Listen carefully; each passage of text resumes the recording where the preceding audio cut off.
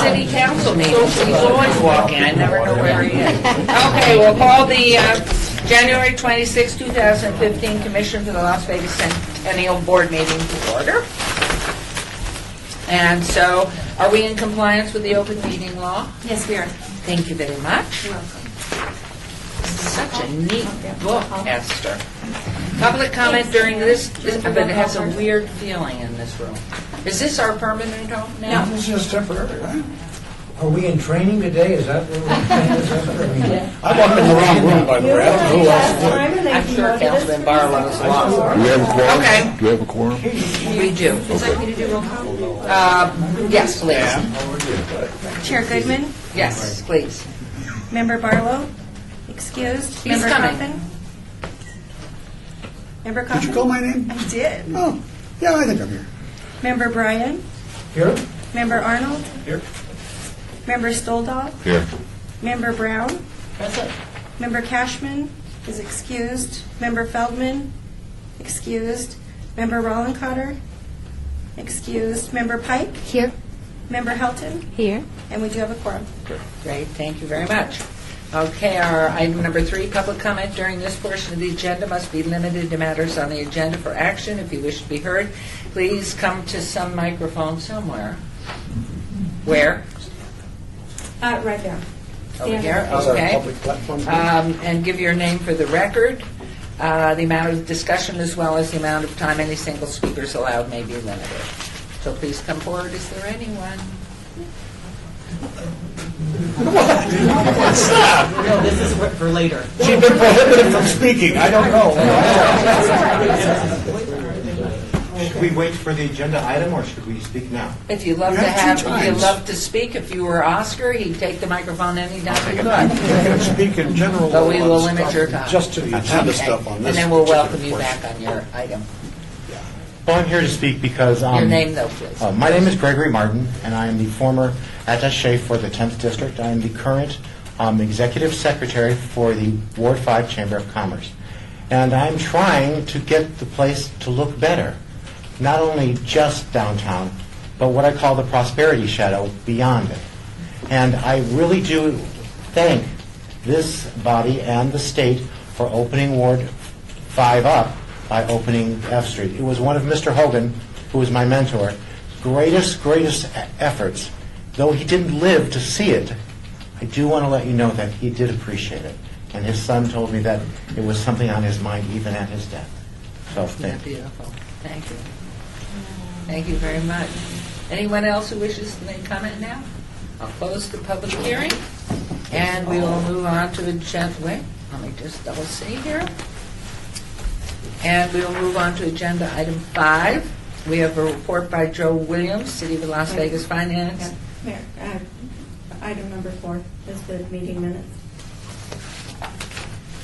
Okay, we have the meeting minutes from the May 5th, 2014 meeting, and may I have a motion? Hopefully everybody's read them copiously. Thank you. Boy, are we down pat. All in favor signify by aye. Aye. Anybody opposed to them or have finding corrections? Okay, now, Ms. Carter, although that's not your name, we'll move on to agenda item 5. We have a report by Joe Williams, City of Las Vegas Finance Director, regarding the Commission for the Las Vegas Centennial budget for the fiscal year 2014-2015. I didn't know about the training.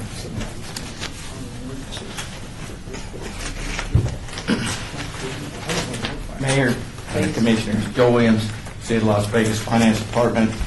I passed out to you a copy of the budget and actual costs for the first 6 months of the year through December 31st, 2014.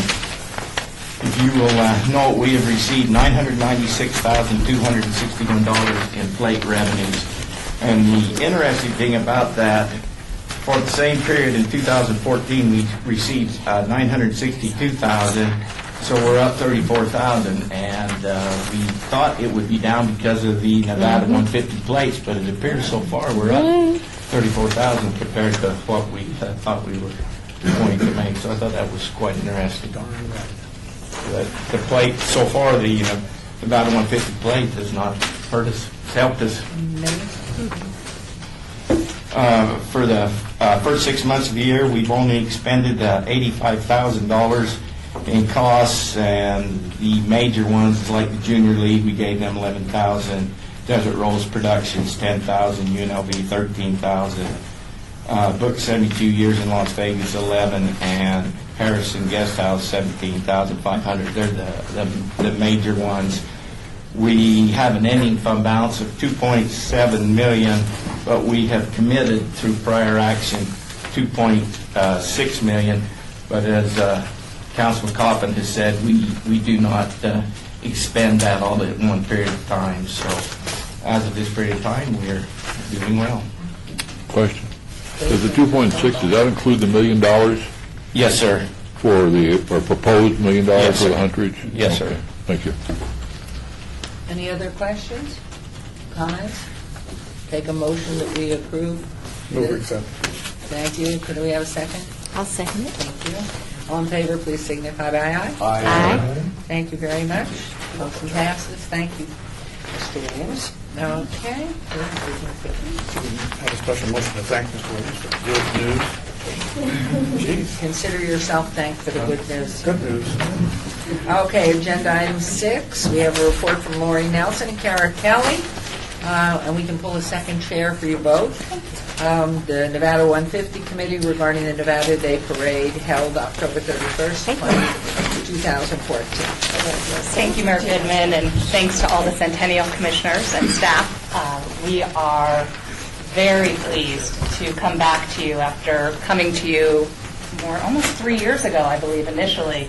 As a fellow Nevada 150 commissioner, we were looking to infuse some of the Nevada Day spirit that has traditionally taken place up north and find a way to celebrate Nevada Day down here in a really meaningful way. And we are thrilled how Southern Nevada embraced, the entire community embraced the Nevada 150 celebration, specifically the Nevada Day Parade. And this would not have been possible, and I need to call out and embarrass her a little bit, without the help of Esther Carter from your team, because not only did the City of Las Vegas and Centennial Commission step up with the funding to make this parade possible, but they donated the parade services of Esther Carter. And as you know, in this town, there is no parade that gets done the right way without Esther. So an extra special thank you to her and her team for really helping us out. But I come here today with our Executive Director, Kara Kelly. No longer, but No longer. But what you're seeing right now are some highlights. We put together a collage from the day, but we wanted to share a few highlights with you with your generous grant of $100,000, what we accomplished with that. And first, we had our goal was to have 150 entrants, and we had 184 entries for the parade, including the Clark County School District, who came in really large with a variety of different entries. We had about 10,000 local community members who enjoyed the parade, and we do need to thank our partner Cox Communications, who donated the services so the parade could be broadcast to those who couldn't catch it live, and then they also replayed it as well, and we truly appreciate that. One of the highlights was definitely getting as many of the past governors together and their spouses, and they were our grand marshals. And a special thank you to Senator Bryan, who actually wore 2 hats that day, for those who don't know. He served as a grand marshal, and when his duties were over, he went to the Cox Communication booth and schooled the entire community on some great history of the city of Las Vegas and the state of Nevada by serving as a commentator. Stem winder or? No, this was just, some trivia, from the 20th century that the younger people probably didn't know. But thanks, together with some of his counterparts, Governor List, Governor Miller, Mrs. Gwynn, they all came and served in the Las Vegas Springs Preserve train car. So that was really special. And thanks to you and Mayor Goodman, the previous Mayor Goodman, who also joined in. And just another highlight, if you didn't see, we really wanted to make sure that we thanked the community. We took out an ad in the Review Journal to thank all the partners who really stepped up can pass this around, and just from balloon sponsors to those who contributed, and truly the big thanks goes to this entire commission for putting their support and belief in the Nevada 150 celebration to make an impact in the city of Las Vegas. And, Are you making the book out of it? so we have all the assets. There is a final report that's coming, and everything from the parade is going into our time capsule. And I'm trying to remember, did we say 50 years for the time 50. capsule? But yes, Cox Communication has DVDs that they'll burn for anyone. They've given us a supply, and we're happy to produce Esther them. has it too. And so the archives will live forever and ever, which is, we wanted to create as many lasting legacies as possible, and this parade really hit the mark. We had several awards. We had awards for different areas of the floats of different categories, and UNLV won the overall best float. Best historical float was the Nevada State Parks, sorry, couldn't read. The marching band, Clark High School, came in with that. Best in float, the LBCBA. Are you Clark too? That's my precinct. It's in my precinct.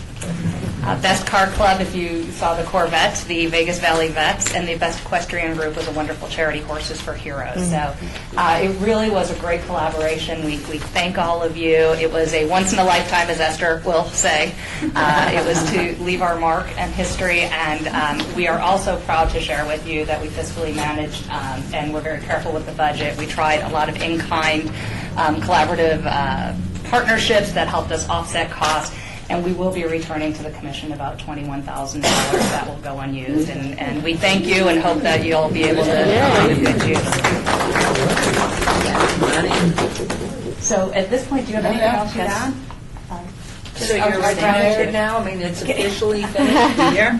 So, yes, that we ended at the end of 12/31. Lori's continuing to serve on the foundation as they spend the next 6 months paying the last bills, the audit, doing all that, and then it's over. And so what are you going to do now? I'm working on figuring that out. Okay, anybody who needs a wonderful employee. Seriously. Or leader. Good. Thank you so much. It was That's wonderful. appreciate your support. And the plates, how long are they available? So you can purchase them through December 2016, and then they're no longer available. You can renew them in perpetuity, but you cannot purchase them anew. And so we were very thrilled to hear. pleased. Yes, We both hearing that it was not a competition. I know that was the concern of this commission early on when we were talking about that plate. But it did provide some additional funding that we needed to get the celebration off the ground, as we were also getting corporate sponsors. Similar to your celebration, we did not want taxpayers to foot the bill on the celebration at all. We wanted it to come from donations. Well, it's wonderful, and I know the parade was a great success, but everything you did, you pulled it together, and it's just wonderful. And I know the governor was very proud. Who won the Harley Davidson? That's a great question. So Not me. We didn't. I know there's a lot of people. So we only ended up selling about 1,500 tickets out of the 2,000, which made your odds really phenomenal. There's a gentleman, so the Blake Sartini with PT's Pubs and Sierra Gold.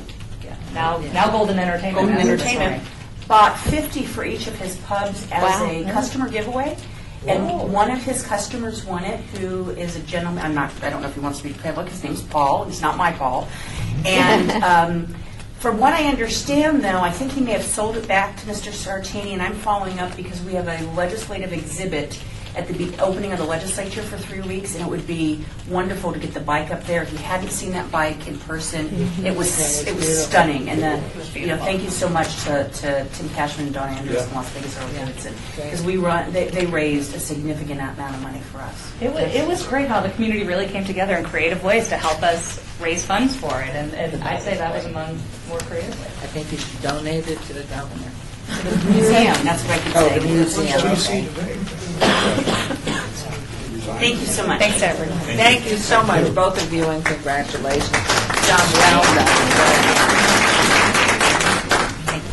Dan Nix, yes, I think everybody's still on the commission. Oh, okay, And thank you. Tim's just excused, was unable He was to out of come. town. Okay. Okay, so let's get started. This is agenda item 7, a grant request in the amount of $330,000 by Lee Butts, Eldorado Executive Director, for the production of the 2015 Eldorado Day Rodeo. Mayor, members. Lee Butts, biggest Elks Lodge director. We had some questions, though, I guess we needed to answer from last, where I should start. We did pass out a little flyer there that we're starting to work on right there to kind of give you some highlights that we've been going through all the way down. We'll give you some numbers, numbers of networking and reach, the key performance indicators on there. Then some of our sponsorship opportunities, what we have. Our sponsorship, one of the questions you had last year is what do the Elks do? We raised about $297,000 to our sponsorships. That took care of the rest of the costs of the rodeo. Our budget expense was, we had seen last time, was $589,700. Projected ticket sales were $68,000. That's for this year.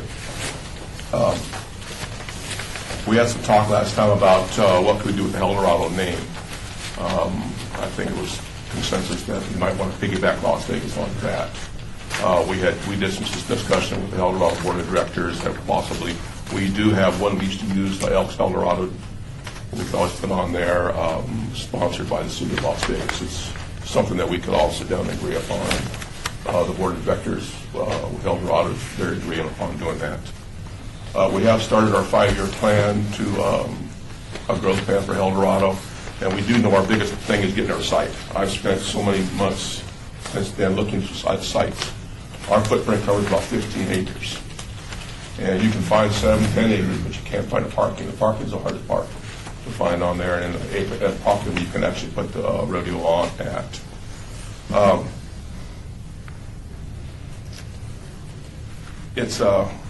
don't know. I guess it's right now. I think it's hard to find now. We just got this approval 2 weeks ago today, to use the Centennial Park site, which it puts us way behind the 8 ball right now. Jim is my sponsorship chairman. He's been working hard on that. We've never left our sponsors alone. We've had contacts with them all year, as of September, between emails and snail mails. And so we got quite a few on board right now. So it's just it's work in progress right now. I've kept in contact with all of our vendors. We're starting to pull back a lot of those, which I'm really happy to see. All of our PRCA stuff is in line right now. Everything was in line in December. So I put everything in line, but I didn't sign no contracts. We got our entertainment in line for that evening, for those 3 evenings, which was good. We've changed some of the entertainment. We're bringing back the motorcycle kids that were so popular a few years ago at the end of the rodeo. So that looks really good on there. I see it moving forward pretty good this year, and then we plan on putting the 5-year program together, which you can see where we got the start of it right here. And we plan to put that together and have that to you at our next meeting here. And you'll see where our projections are going from there. But our projection is Eldorado needs home. It's got to grow any farther and to come away from the money that you all give us. We have to have a home that will save us some money. I have found one site that will work with us. It was Horseman's Park. We were ready to sign with there, but then Centennial came in. But the city's been so gracious with Las Vegas Elks that we have to stay here. Why would we want to go away? It's been such a great staunch supporter with us. So that's where I'm sitting right now. If you got any questions for me, I'll see if I can answer them without blaming around too much and keeping too much of your time today. Well, it's great, and it's wonderful that you've got the site, and it's all signed and sealed, that you've got it for the 2015 year. And that's wonderful. Any questions for Lee? I guess we're all happy. I can jump in with content. a few, and I know Bob's going to have some. Last time we spoke, there was some discussion about the amount of money it took to set the site up, kind of a one-time, lost cost. Right. I assume we're anticipating the same thing. Yes, we are. And what was that rough figure? It's going to be About 190,000. About 190,000, yeah. Okay. So it's, and we're going to, I'm sure we'll see some stuff that we didn't see last year. I've tried to anticipate everything, put it all in the budget.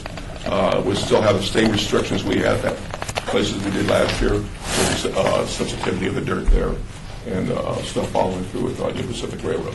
So we will stay within that stuff there too, again. I guess from my standpoint, again, one person on the panel. I'm a big believer in El Dorado, have been from the day we brought it back.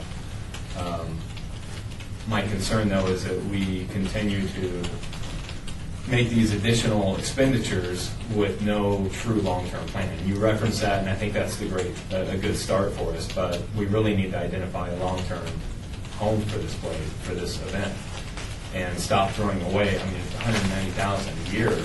I mean, this year alone, and whatever it was last year and in some of the previous years since we moved it around.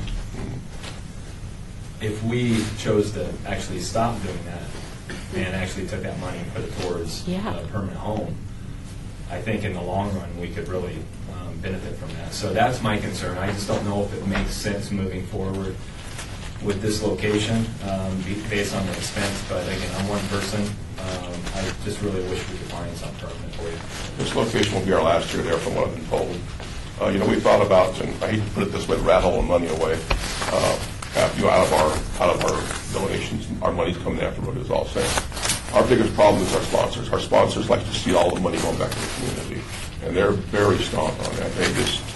That's one of the things when we visit out there, how much money is going back into the community, and we're able to say 100%.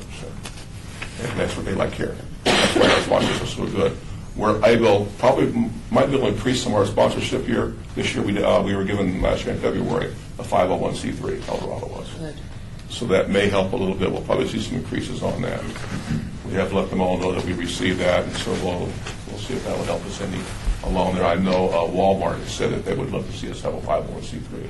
So I know one of them's going to increase for sure. Without question, because then they get the deduction. This way they Right. don't get anything. Other than, yes, Mr. Stoller. I'm having a hard time hearing, and it's got to do really with me and not you. So I don't want to be redundant, but how much money is the Centennial Commission committing to not including the parade? Let me back up. What is our definition of El Dorado? What are our expectations out of it? It seems to me it's three things. One is the parade. Two, it's the rodeo. And three, it's what else is there? There used to be El Dorado Village. Do we Yes, still have? Well, we don't have the village anymore like we used to have, but we have an art show that surrounds it that's out of our lodge. We have a golf tournament that's involved with that. Those are the two big key things we have besides that goes along with the rodeo. But to me, it's really the celebration of Las Vegas's birthday. I mean, May is May 15th, and that's generally where we celebrate our birthday. So not including the parade, how much money is the Centennial Commission funding the rodeo this year? This year we've asked for $330. And that's all? Yes. I don't foresee any more. We had to come back last year because of the extra things that we had on the dirt, the sweeps and The dirt we had to pay. So out of the extra for that. 330, 190 Goes to is dirt. going for dirt? pretty much so. Yeah. No, that's rodeo expenses. That's, yeah. Jim, You need to identify yourself so it's Yeah. clear. Why don't you come up and sit right here and introduce yourself? Jim Buell, also with El Dorado Days. I had that all written down, but let me just take off some of that. Yes, some of that is dirt, some of that is moving it, some of it is a lot of it goes into the bleachers, the grandstands that we have to set up. And again, those are the kinds of things that only occurred because it's a temporary type of, if we had a permanent facility, there would be no need for, adding bleachers and that kind of thing. So the 330 does not include or does include the 190? It does. Okay. Yeah. Yes. Yeah. So out of the 330, we have 190 one-time only sort of, so it's all one-time only to a Yes. large degree. Yes, sir. What's the total cost of the rodeo? About $589,000, is that right? Lee? Am I correct? 589.7. So we've got total income here listed at 626, and we will generate, quote, a profit of $50,000, and when your sponsors say how much money is being returned to the community, is that the number you give them? It's 40,000? No, we really don't. They don't ask for it. They ask what a percentage comes back to the community. We just give them 100%. 100% of their donation is going to come right back. Whatever we, Asha, how do you figure that out? I'm not sure I understand. Help us out a little bit. We're not giving you the third degree here, but help us out. So you've got this 600 and some odd thousand for the rodeo. We give you 330,000, 190 of which is going to for setup costs. Right. Help us out. What other revenue stream do you have besides? You got lighting. You got. No, Revenue. Oh, revenue. So you've got the city's grant. Right.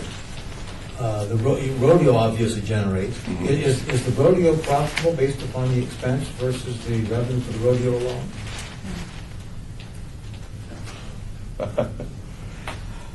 Direct costs versus direct. Yeah. It's pretty much a break. It's pretty much a break-even, Senator. We do make a little bit of money on the overall on the rodeo. That includes the money that we provide. Yes, sir. Yes, sir. Okay. And then one thing, just a little bit of a sidebar. At the last meeting, we had some discussion with actually Elks Lodge. I'm a member. Brian and I am supportive of the rodeo, but there was an issue in terms of the money that the lodge gives to various charitable entities. My recollection was something like $50,000. I could be wrong on that. I know Councilman Coffin raised some question. The concern I think some of us had, supportive of the rodeo, but we as an entity here are not charged with charitable contributions. So this is to preserve the history of the city, and as Bob told also, this is kind of the time of our anniversary month in May. Talk to us a little bit about these charitable donations that are made. Well, we've changed them this year. What we've done this year, each night is going to be designated one night. The first night is going to be the Animal Foundation. Percentage of that gate tickets will go to the Animal Foundation. And then it's going to go down to that's Thursday night. Friday night will be the Boys and Girls Club. Saturday night will be Shade Tree, and Sunday night will be the new 150 project in town. All very worthwhile Right. projects. I guess the philosophical question, the city, the Centennial Commission could argue that some of our money is going legitimate causes, but that's not why the commission was created, not quarreling with the beneficiaries, because they are certainly very worthwhile. Do you understand the philosophical concern that some of us have raised? We do, Senator. There's no question we do. Lee began to address it. The other issue, however, is all of the other community sponsors. Their view, this commission has a charge. The other community sponsors, they're interested in making sure that the profits do in fact go back into the community via a variety of charities. The logic behind just working with these 4 charities this next year is that we hope that we will increase our ticket sales as a result of the charities themselves actually getting behind their night, if you will, at the rodeo, and therefore we'll fill the seats more. But that's a real problem, is the issue of this commission's charge versus all of our other sponsors. The $2,500 to $5,000, the $10,000 people, their interest is in the money going to charity. Does that help to address that? Doesn't help me. I appreciate that. It explains the situation, but it doesn't explain it in the sense that it's the Centennial's money that you're giving away. You're not giving away the sponsors' money. You're not returning 100% of the sponsors' money. You're using and I don't mean it in the negative sound that's going to come out, but it's a shell game. You're taking $330,000. What if the city? How much money do you think you're going to raise out of ticket sales for these 4 nights? That's 68,000. How much? 68,000. So if the Centennial Commission gives you $250,000 $52,000 rather than $330, you would break even, but you wouldn't be able to give any money away. Correct. Correct. So it's really the money that the Centennial Commission gives you that you give to the charities. I mean, and so no matter how, whether it's ticket sales or we could simply say, you know what, we're going to give $330,000 to those 4 charities directly. I'm concerned with that. I'm concerned that out of the 600 and how many people do we expect to attend this year? Oh, I'm looking at probably 6,000, 6,000 to 7,000. Hopefully, with the increase of these new way we're doing our charities, they can bring some more into us. Well, let's say 7,000. So 7,000 into 600 and some thousand. How much is that a person? That's an awful lot of money that we're spending per person. Does that bring any revenue? According to the last report from the last meeting to the downtown Las Vegas, there wasn't a lot of net revenue to the businesses downtown. Just serious questions, not about the idea of having a El Dorado event. I think we should support that, and we've got that with the parade. I think a study needs to be done and not completed in December of next year, of this year.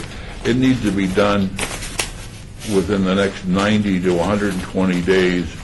Do we do this again next year? Can we answer these questions properly? Yes, please. I recognize that you're wanting to give the money to charity, but charity does start at home, and you all are a charity yourselves. And as you're trying to raise money for a permanent home, what could be a better way of raising the money than doing something that's going to actually feed the event that will make you all more successful in the future? I know most people who are sponsors of things usually love to see, if you were going to do that, you could always recognize them by people who were sponsors who helped you get there and have a plaque when you get to the other end when you finally do have a permanent home.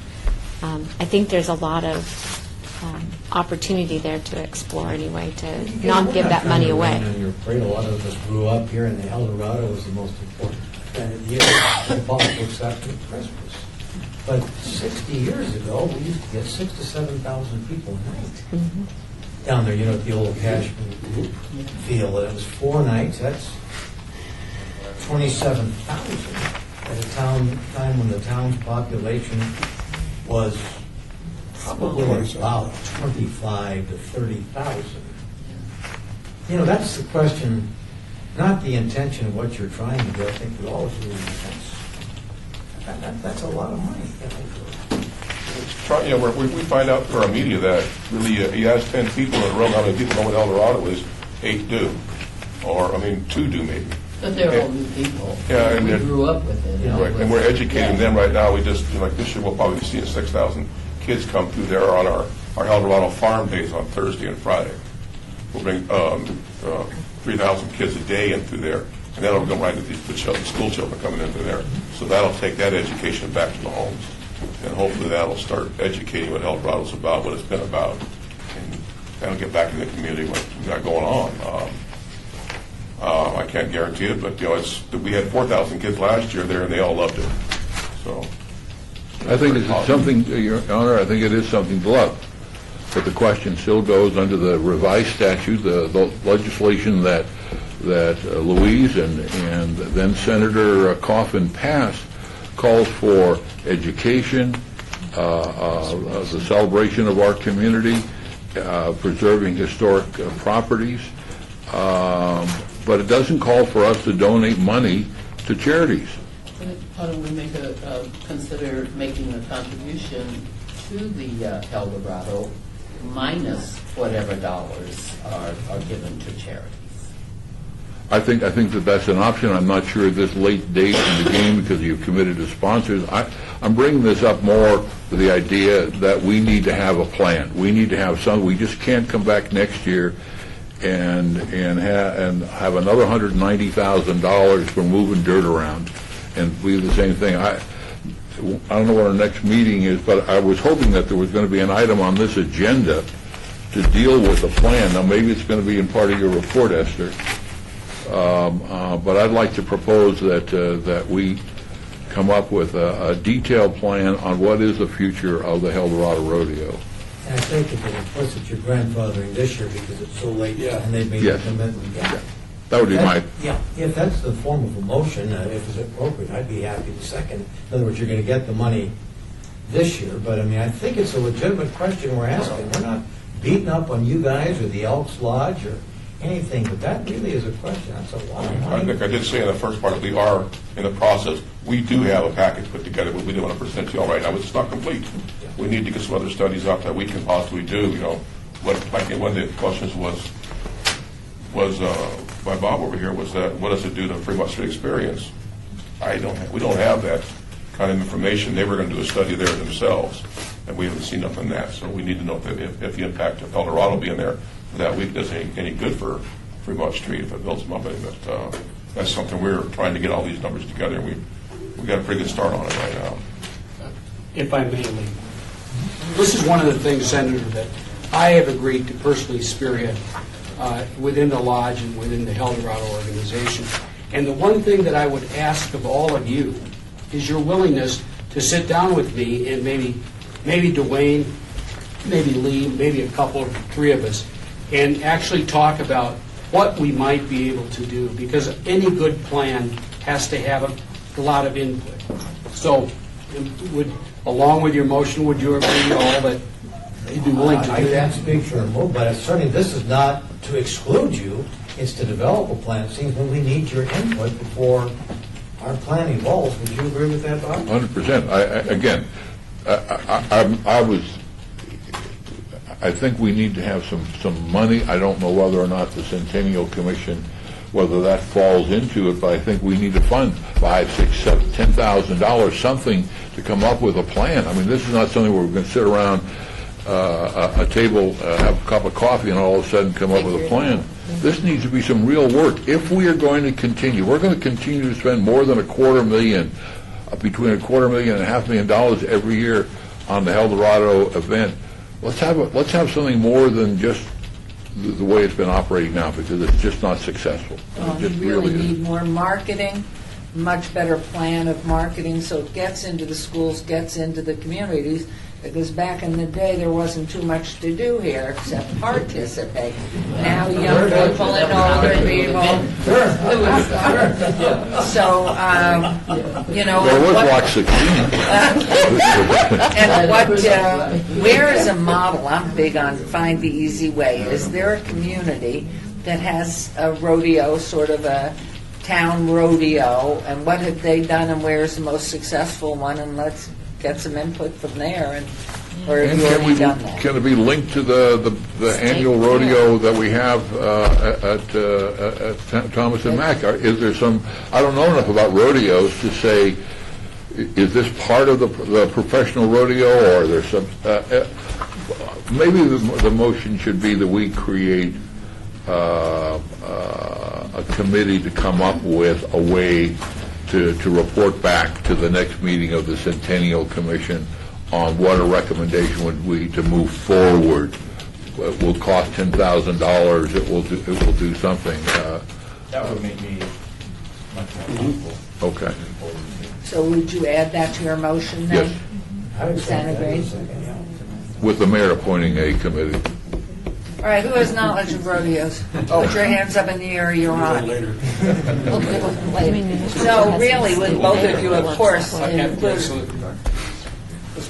are you a rodeoer? This is Okay, gonna we'll come do up it. with There's a motion, well, let's do that, and we will go ahead, Esther. All right. This motion, please cast your ballots by an aye. Aye. Opposed? Any abstentions? Okay, we're into the rodeo. You're done for 3:30 for this year. And I know that the Paiute Reservation's doing a lot of cleaning down there on Main and Bonanza, and, looking for a permanent home and for the rodeo to end up and be there. Perhaps that's something, maybe it's not. But to talk to Bill, Marion, and Chief Benny, maybe you've already done that, but I'd love to find a model. It's Too nine- small. It's 9.5 acres, no parking. Okay. All right, well, There's that probably not goes this that plan way. I've Parking got across the visited. street at Cashman, too. But where's a model one? If you can get that to Esther and let us know, and then we'll go ahead. Is there anyone that would, just make things quick, anybody that would really love to be on this? Don't raise your hand. I don't mind. Oh, look, get there, right there. Yeah. Right, thank you very Before we- much. Ryan, we're on. We need an analytics person, we don't have that person. And we need a rodeo additional. All right, so consider yourself in. Did you get everybody that's already volunteered? Brian? Gentlemen, thank you very much. Thank I know it's- you. We're excited about it. Hope the weather's better this year. Can you give me an idea, how far outside the city, county, is it, you want to, I know you'd like to keep it close to Kansas City, infrastructure, but we're running out of property in the city, so. Downtown Summerlin. There you go. Which is in the county, by the way. Yeah, okay, well, thank you very much. Thank you Appreciate your so time. much. Good luck. Thank you so much. Okay, we'll have a report by Steve Clark, University of Nevada, Las Vegas Design Center regarding creating an historic urban neighborhood design redevelopment plan for the historic West Side. Well, So, you're ready to, Yes. and you've got Good the afternoon. materials. Here it comes. Yeah, so And there's, do repeat your name for the yes. record, please. my name's Steve Clark. I'm the director of the UNLV Downtown Design Center. I'm here to give you an update on the 100 plan for historic West Las Vegas. So what's going around now is a recent update to the proposal that was passed, I believe, in November. well, just for my clarification, Yes. are you speaking of the historic west side or, Yes, that is correct. okay, because West Las Vegas is not. Yes, since, I guess since the project was passed last, there's been some discussions between myself, the client group, and students in terms of what the project name should be. So the name right now is the 100 Plan for Historic West Las Vegas. And of course, It's not we the need west to, side. okay, well, it's the same project. Yes, ma'am. If I need to be corrected, now's the I'm afraid it's not the time. west side. Okay.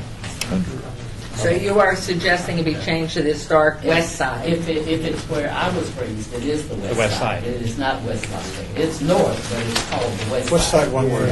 One word. Side, okay, we have confirmation. Thank Do we, you. whose plot do we use as the, whose plot do we use as the meets Well, plot it's an area. of the perimeter? Do we use the, Exactly. you know, the That's old, street what's it gateway. called? McWilliams? Williams? I think you got Where the to, west side is. I think you need to start with By McWilliams. by segregation? What? I'm just trying to figure out what kind of line you draw. I'm not sure what Carrie was called. Well, if I can intervene, within the proposal that I've distributed to you all, if you look, there's two packages clipped together. That's if you unclip them. Appendix A will actually have a plan of the neighborhood, which will help define the area. Okay, why don't you do your report, and then we'll have questions and comments. Okay. Now, an important aspect of this project is to link the past and create a familiar bridge to the future within the creation of this historic plan. An important need of this project is to help us recognize the past, to explore and understand where we came from and who we are, and to provide a foundation for a positive future. And so through the revised plan, as a new director, I was appointed in December. And so I reviewed, the first thing I did is reviewed the plan, the current plan, and I felt I really need to make some revisions. And this is really based on student presentations that were made to community members and stakeholders.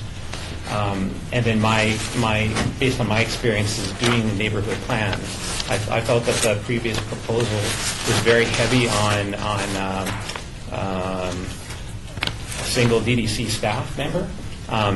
So what I've done is I've revised the work plan where I'm taking control of the project, the project manager, and those funds are now distributed to different places. One key element that I thought was wrong with the previous work plan was that it was very heavily based on academic and student work. And what I thought was really important to ground the student work was to bring in some key moments where the students get to interact with a team of faculty members from the School of Architecture to ground that information. So expertise in landscape architecture, architectural history, culture, urban design. The other key aspect of the revised plan is to include a team of consultants, 4 international consultants and 5 local consultants. And what's important about that is that the interaction with the students to have with the consultants is to ground their sense of discovery, their sense of innovation with real-world experiences. Without me asking each of the consultant members exactly how many years have been in practice, I've taken a conservative guess at 300 years in terms of those nine team members and faculty. So that's a key component to the latest revision to the proposal, in addition to my full involvement in the project.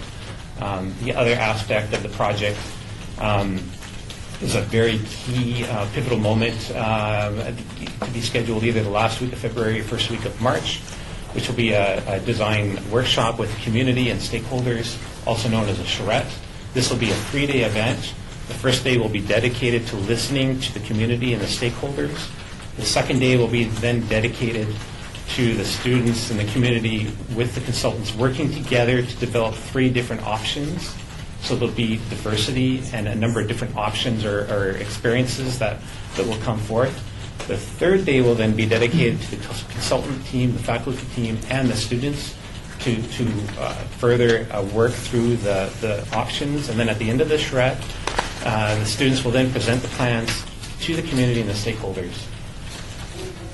That will then take us to the end of the term to complete the third phase of the project, which will be to further study and test the 3 design options to try and determine a preferred plan that the community has, or it may even be a hybrid plan based on further community engagement.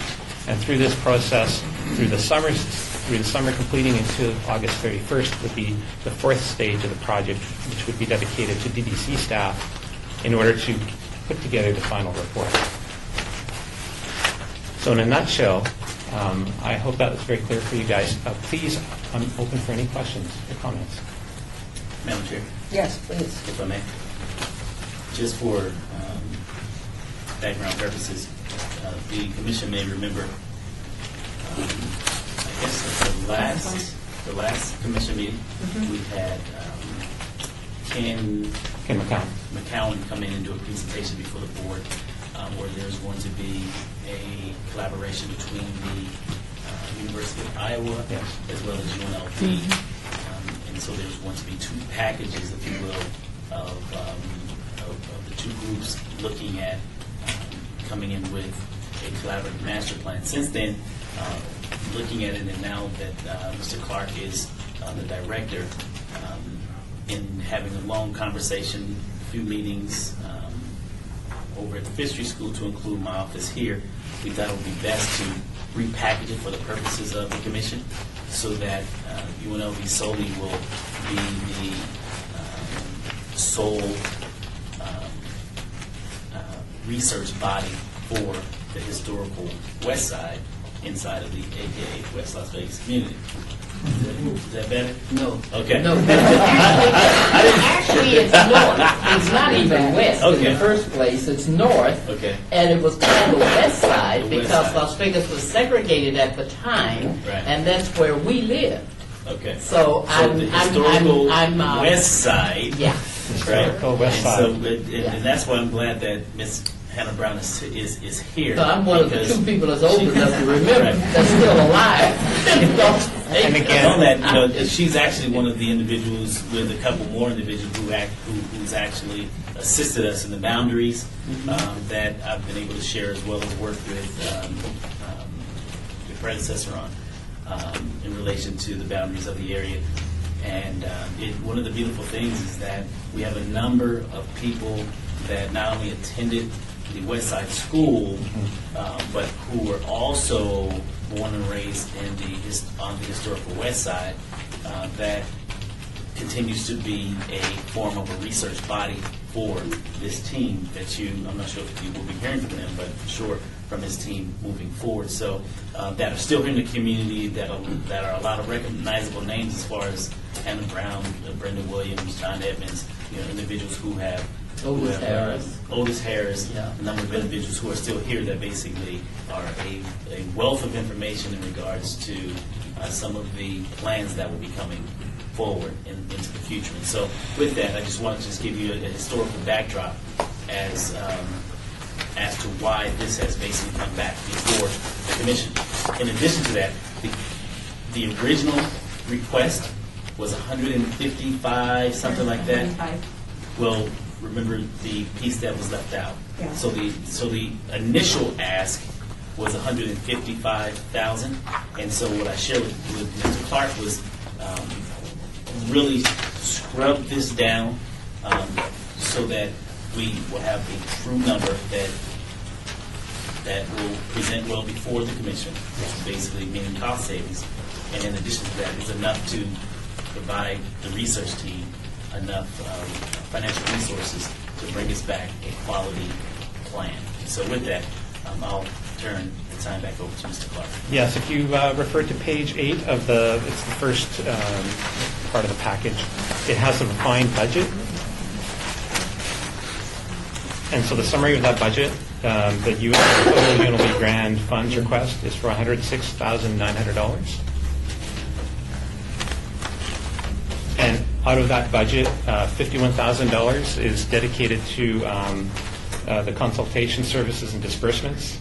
UNLV personnel is about $36,000.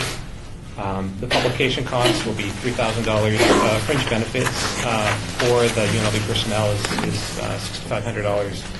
And materials and supplies for the studio, that includes building a scale model on the site, printing costs and such. And that's a maximum upset of just under $10,000. Just a note to this, UNLV's involvement in the project is in-kind match, or actually it's above what we're asking for.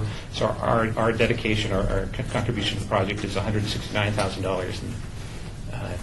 And so we're actually asking for less than what we're dedicating to the project. So in the end, you were looking at approximately $270,000 approximately. With contribution? With our in-kind contribution, yeah. Correct. And are these students, your students? These are my students. Could we hear from each of them and what their involvement is? Sure. Please? And your name? Come on, guys. Don't be shy. Hi, good afternoon. My name is Roger Engel. I'm the returning member of this design team. I'm also the president of the American Institute of Architecture Students. I think you go first. Yeah, I'm Javier. I'm also working on this project last semester. Javier Gonzalez. And yeah, I'm excited to come back work on this project again. It's been really exciting being able to work on a project of this scale and actually get some real involvement with people in the community. That's why I decided to join this career. So I'm excited to keep working on this. Mohamed Al-Janani. I was also on the team from last semester. Yeah, it's interacted a lot with the community and it's going along. I'm Sebastian Aguirre, and I'm a third-year landscape architecture student. I'm new to the team, but I've never worked on anything that has like the actual possibility of being done, so I'm pretty excited. That's great. I'm Gavin Silva. I'm on the landscape architecture half of the studio working on this project, so I'm with Sebastian, John, Vincent, and Dane. Fran? I'm John Duncombe. I'm a third-year landscape architecture student, and I've worked on some different projects, some rural community projects, also on a Symphony Park urban project, and I've gained a lot of skills graphically and map making and such. So. Exciting. My name is Sandra Contreras. I worked in this project last semester too, in the historic portion of it. I met a lot of community members, and I feel like I'm part of the community too already. I'm fourth-year architecture student, and I'm very excited for this project because it's something that is real, not like other projects that we've done before. So Excellent. I feel the involvement. And she also, Mayor, if you recall, participated in the F Street opening. Oh, Yes, yeah. of course, which It was was very great. nice. Yeah. Yeah. I love the murals. Aren't they wonderful? Yes, they are. Vincent Aldana, third-year landscape architect student. For this semester, we're collaborating with the architects, and that's something it's very interesting. So, with this project, work with including landscape architects and architects is going to be very fun working on this project, collaborating together. I'm Centennial Lee. Last semester, I researched schools in West Las Vegas, and I'm fourth year student at UNLV, architecture student.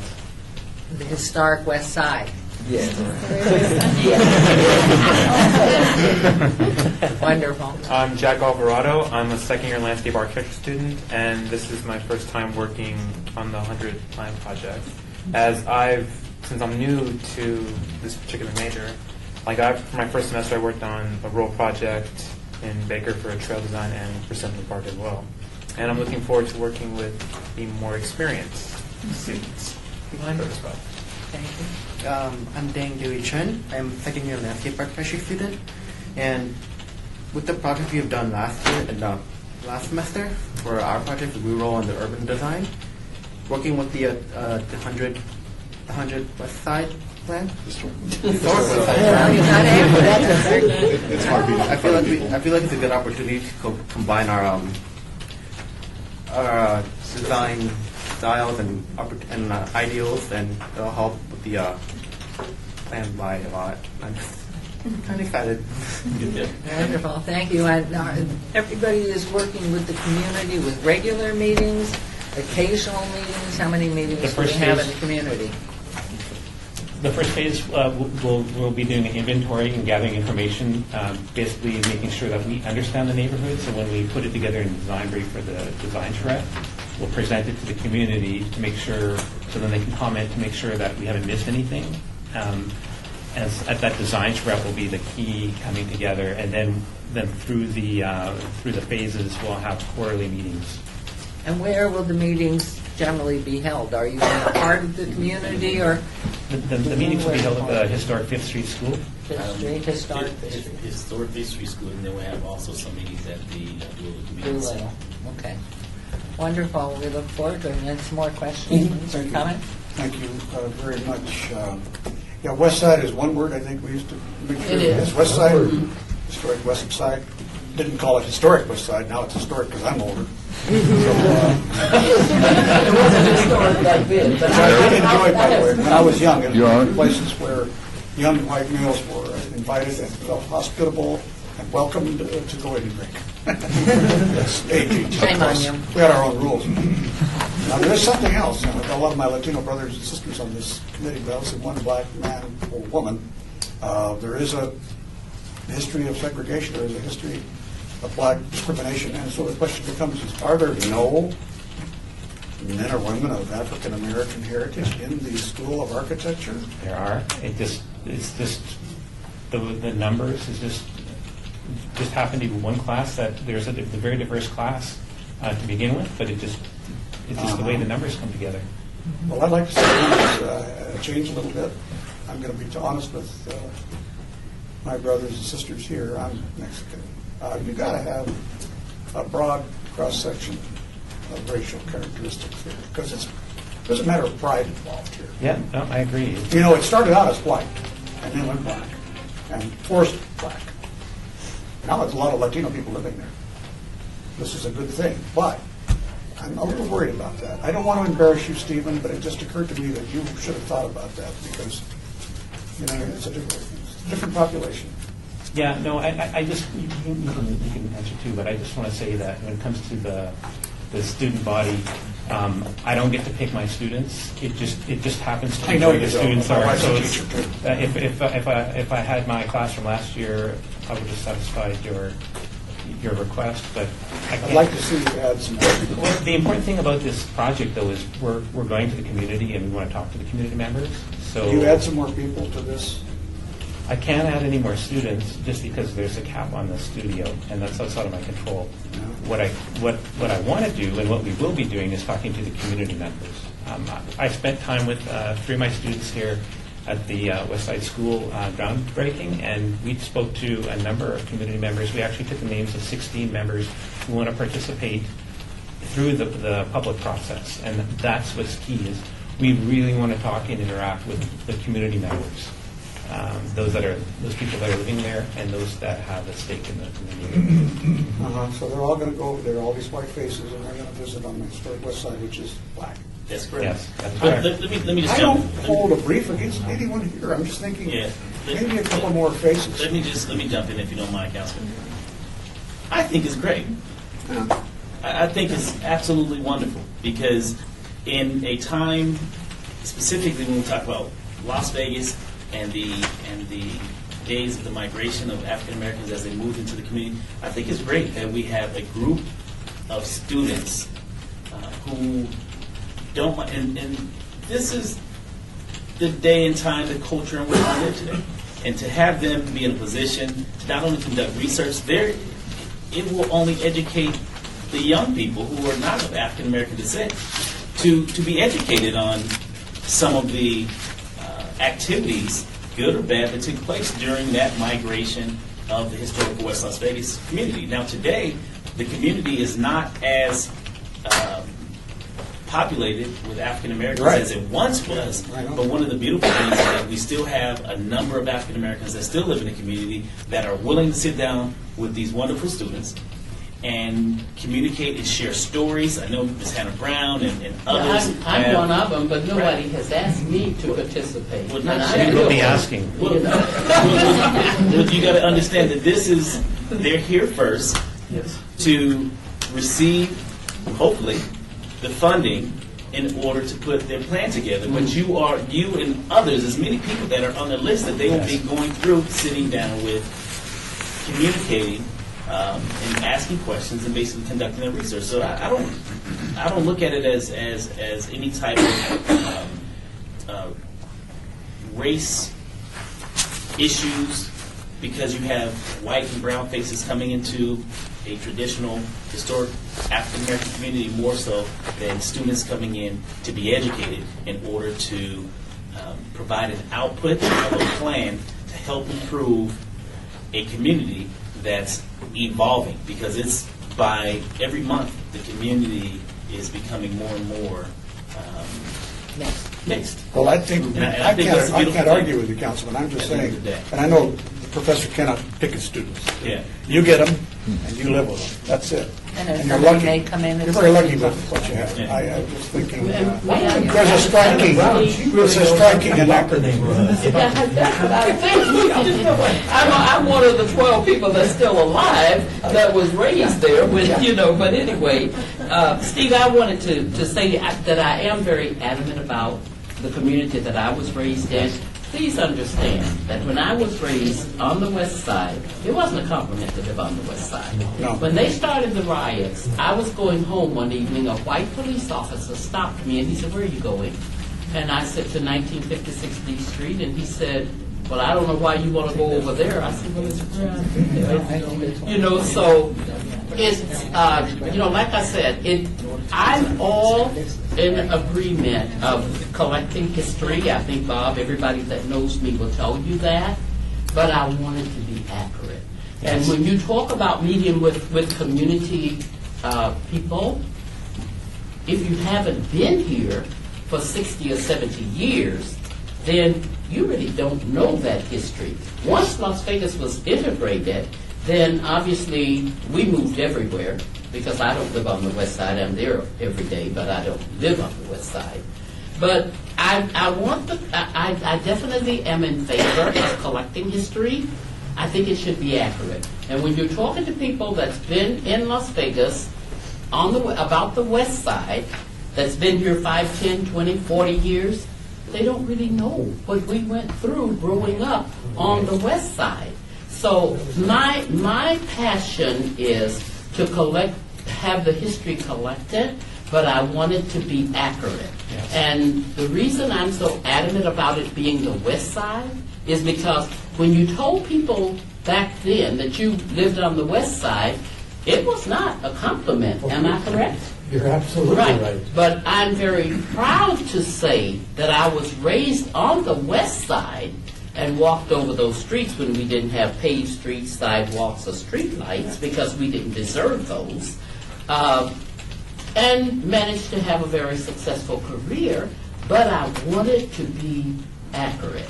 And you cannot get that accuracy unless you talk to people that have actually lived through that era. And if I might suggest to that, certainly, that Member Brown, you get a list of people, or through Councilman Barlow, the names of those people, so you know you've touched those bases that are, when you have your community meetings, how many you have, that they're sure to be invited and are included. That's actually why they're working through my office, so Right. that I can guide them. Right. So this is If I may. a community effort in that regard. What Commissioner Brown and what Councilman Barlow are talking about may, in one area, may be considered a small point, but it's not. It's important. The area south, north of Washington, east of Rancho, west of I-15. Now, in here it says it stops at Owens. People will tell you it stops at Cary. I think that it's critical. The two of you have started joking about whether it used to be West Side was lowercase. Then it was uppercase. Then it was one word. Then it was a negative place. Now it's spoken of pride. Something magic is going on in that area. Right. With the school, with investment, with just different things are going on. There's some magic, but the discussion cannot be waylaid by what we call it and define it. It started being West Las Vegas in the mid-'30s, not in the '40s, in the mid-'30s. It went from Old Town, which was the name which everybody used in the newspapers. When the school was open, it was the people that lived in Old Town that petitioned to get a school built in 1923. It stopped being Old Town and shifted to West Las Vegas as a geographical location. It is north, obviously, but it's also west. Then it was just a geographical location. People accepted that. This needs to be documented so we all can agree on what is the geography you were talking about. You're talking about Owens, correct? The boundaries that have been displayed on the... MLK, and then we have to... You want to know what it really was? When I was in the first grade, it was from A to H Street and from Bonanza to Harrison. And it was all desert, any place past that. There was no Owens, no Lake Mead, it was from A to H Street and from Bonanza to Harrison. Well, I would like to add on. One of the processes that we want to do through the inventory is actually look at the historic air photos and then actually document the evolution of the neighborhood. Well, and it's just very important. It's wonderful that you're doing this. It's very exciting. And if, in fact, you are coordinating as you move along through Councilman Barlow's office, he will make sure that you get the exact information, and as you draft back through things, that he is reviewing or sending it off to somebody else who can, before you move on to misinformation. Yeah, the most I think it's very important. exciting. Thank you. The most important thing about this aspect is our integration with the community and Absolutely to hear the fabulous. stories. And one aspect, one project which will be linked to this will be a collection of stories based on interviews with a number of residents. So we need to identify those residents for those interviews. So But you do do some I research. said before we die. I mean, because somebody's here from the 20s or the 30s, or even in the early 40s. There's some remembrance of those things, but we need to do some real research and not just oral history. Yes. Otherwise, we're going to sit here and argue over. Okay. Right. Then I make a motion that we move forward with the UNLV project. I'll second that. Second. Okay, there's a motion made and a second. All in favor, please signify by aye. Aye. Anybody opposed? You'll be shot on the spot. It is a wild, wild Good west. luck. See you all. It's Thank you for your great. generosity. We want to hear, keep coming back, let us know, and we can always query the council. Thank you. Okay. Good luck to you, and thank you. You too. Nice Good to to see you. see you. Thank you. Thank you. Thank you. Okay, if I may have your attention, folks, we are going to continue on to agenda item 9. We have a request for funding in the amount of $44,559 by Ann Parenti, Forgotten Song Foundation, to digitally preserve the stories, music, and histories drawn from the Las Vegas jazz, rhythm and blues, and big band musicians. And here we are, ready to roll. Are you going to perform? Do we have a recording? I'll do a little tap dance. Okay. The irony of it is, I'm very delighted you gave them funding today because, as they said before me, 27 years of my life have been dedicated to architectural design in this community. I'm a manufacturer representative, and right behind me happens to be one of my clients, Advance. And he's been a part of it. So I'm very delighted. I sit on a board for many years through a company called, an organization called NEWH, and we've given millions of dollars to schools and universities for scholarships. So congratulations, guys. I also participated as a vendor for the Soleil project that's now at Springs Preserve. So those are fun. I get excited about those things. Thank you. Okay, but that's not what I'm here today about. I'm back for a second round. I'm a solo act today. I lost my 2 partners. I became a nonprofit since you met me last, and I'm here to talk to you about the core of what this project was really about. It's something that was near and dear to my heart for many years, and I didn't get a chance to develop it. But as time went on, I decided now's the time. As Ms. Brown says, I'm not getting any younger, so I better do it while I can. So I created a project called Midnight Muse, and it's based on the last 50 years of jazz, blues, and big band, as you know. There's over 85 entertainers involved in it, the oldest being a fellow who's 93 years old this year, his name is Don Hill, and he was the original Trinier, one of the original Triniers. He's still alive, too, as we speak. Nobody has died in my project yet, okay? It might be me if this doesn't get through today, though. And the youngest was 20 at the time. I think he's now turned 21. So I also overviewed chapter 12 of the book that you all had an opportunity to see, the history of the Jazz Society in town, which was grueling to do, but necessary. So they will celebrate their 40th anniversary, actually, this May. That at some point in life, a mayor had granted them Jazz Month as May. So that will continue on, and I think they'll have their own celebration. So I just kind of happened to coincide with that. I chose to do biographies of most of the artists that are in the book, and then also I asked a dozen local visual artists to add some depth to it. So that was the reason for the book. I also did a CD with 20 songs on it. It is, out of the 20 songs I produced, 17 of them, 3 I used as a compilation. The final one is the movie.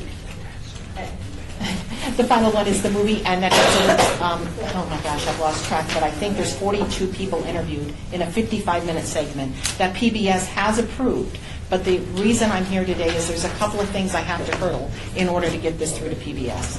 One of them is there's over 27 photographs of entertainers that I do not own the rights to the photos. And yes, I went to the Nevada State Museum, and yes, I went to UNLV, but I cannot purchase those rights directly from them.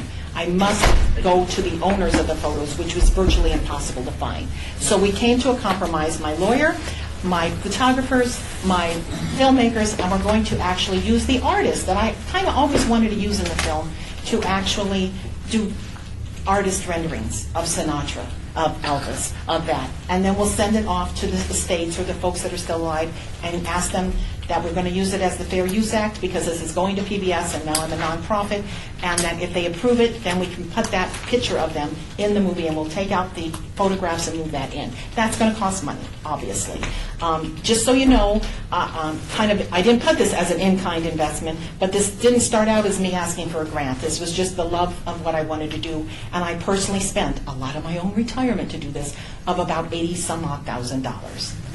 I am not in debt over this project. Thank you in advance and the likes of you. But I did spend a tremendous amount of time at night when I wasn't doing my day job.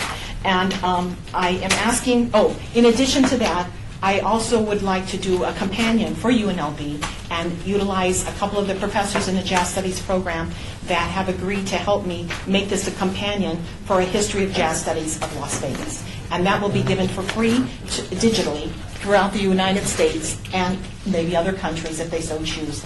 And then in that they could purchase the companion of the CD and the book if so choose. That's why I'm also asking for reprint, because I am pretty much out of these books now, and I will be out of the CDs by the time this gets out. We're also trying to place them into the schools and universities with the person that does my social media. You will see my budget here, perhaps better than I can. I blew it up as big as I could, but it kind of breaks down all three categories. The reprinting of the CD. Oh, you didn't get a book? Was it with your? Yeah. Oh, sorry. Okay. No, that's your fault. Okay. Let me get Sorry. Okay. I have one. I have my own. Okay. So I make copies of mine? Item 9. Yeah, that's the little one that's. There's a lot here at item 9. Okay. You say it's not included. It was there when I submitted, sorry. You have it? Oh, she has it. Okay, yes. Okay, proof. Okay. The last thing about this, to see if I'm missing anything. Okay, so we have the companion to the UNLV team, the CD reprinting, and the book. The CD needs to have 3 major adjustments done to it. That will be done when it is reprinted. There was some errors in it that I let go of, and I released it because we were having the movie premiere down at downtown when we did it at the Inspire Theater last Would there be month. citation there that it is the comprehensive Las Vegas Centennial Committee or I can anything? certainly put that on there. I have no problem putting anything like that on there. I'm just happy somebody's willing to. I didn't even know you existed, but the gal that I had with me last time, Carolyn Freeman, knew about this and asked me to help her. And I feel really bad that didn't work out, the 3 of us, but we're still going to collaborate and have a giant fundraiser, which was why I collaborated with them last time. In June, to bring funds up for this also, we will do a large event, maybe at Fifth Street School if we can secure the date and the time. And we will have a beginning with a jazz trio, move in, and all the artists will be out in the gallery there, outside, and then we'll move inside and have in that little area where, I don't know if you've all been there, I bet you have, that little meet and greet area, and we'll have some more jazz trio people there talking and mingling on, and then we'll move inside the big room and have the big band, which is what Carolyn, and in that meet and greet was where the fashion, where David Chupaz will step in and have people wearing outfits that were designed in the 60s when they used to come to the shows all dressed up and things like that, in the old days when people dressed up. So that's the whole idea, was why I was collaborating with the 2 of them. We also have events at Fifth Street School. The last one was last night in collaboration with American Jazz Initiative. We did a series called Thread Series. And then we have secured the Scullery downtown. Every Tuesday night we have jazz. We break even. Most nights we break even. And we pay the entertainers $100 per person. They don't get paid a lot.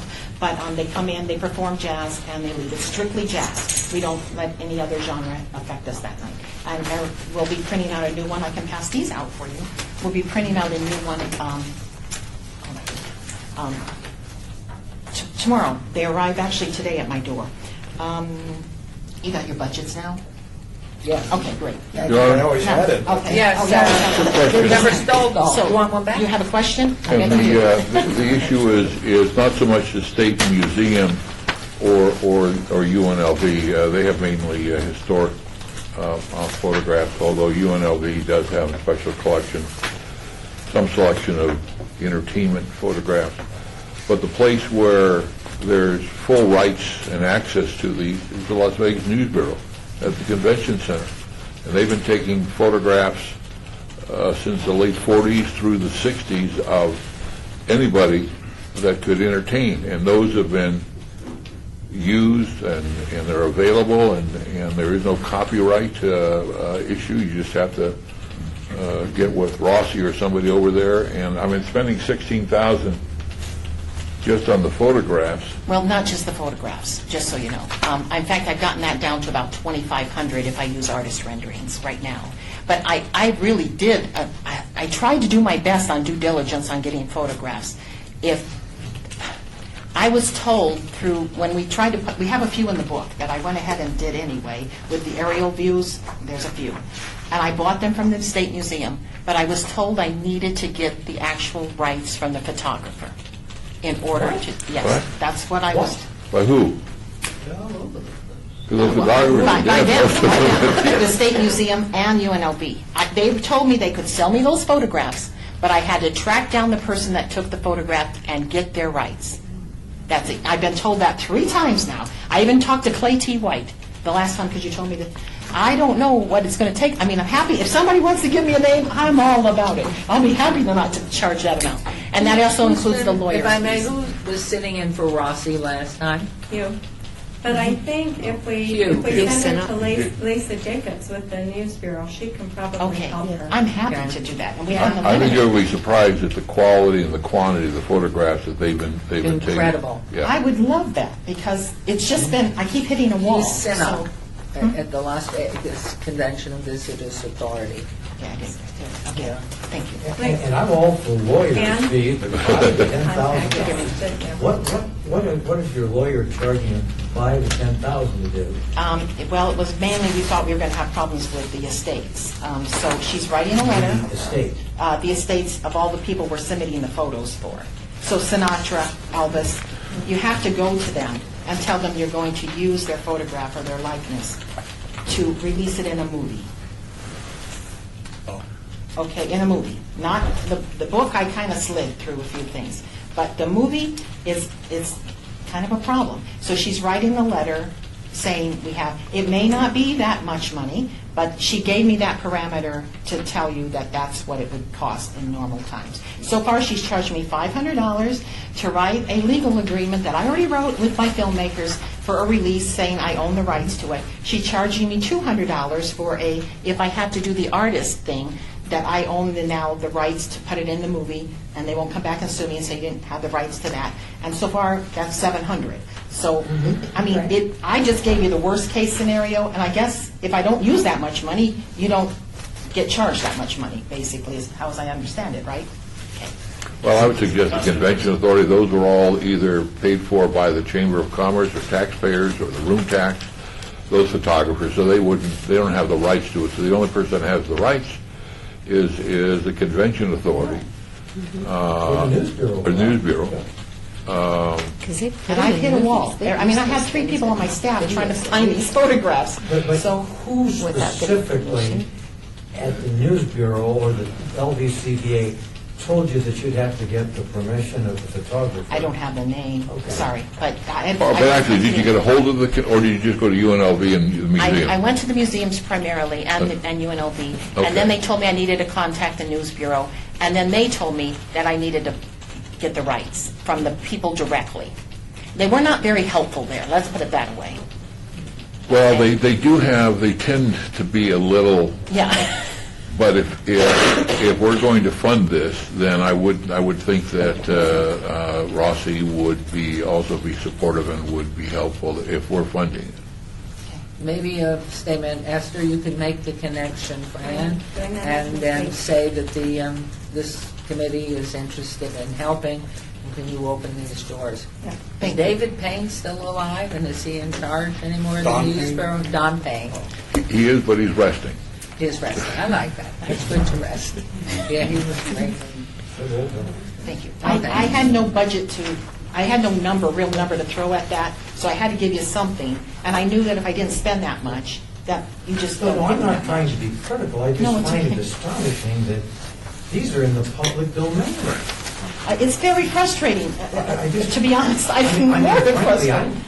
if it's for legitimate purposes here, I'd be offended if somebody was being charged for this. No, look, if you're talking about making copies or something like that, I mean, cost in the sense of, whatever time it takes for them to run off whatever you need, that's reasonable, but to charge or allege that you need to get a photographer's release? I paid $120 from the museum just for the photographs that are in the book.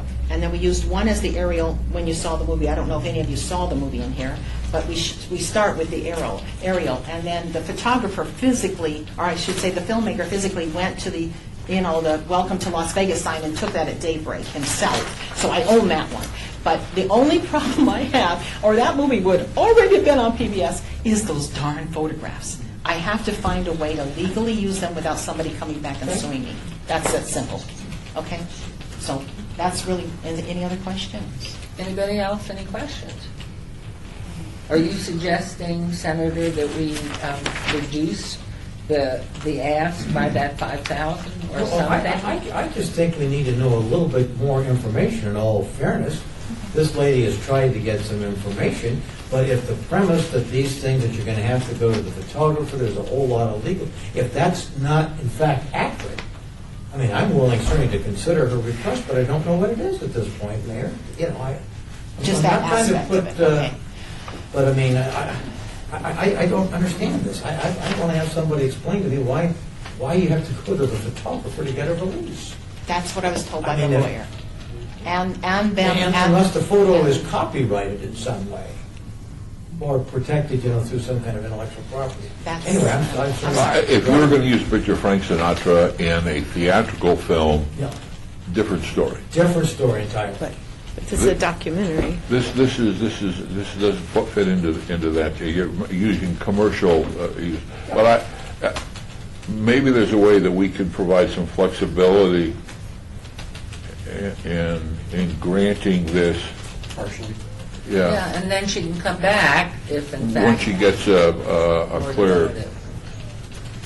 Maybe we subtract that full line item for now Okay. until If we you're have willing to do that. clarification, and maybe with the help of Esther and us helping you work through the system.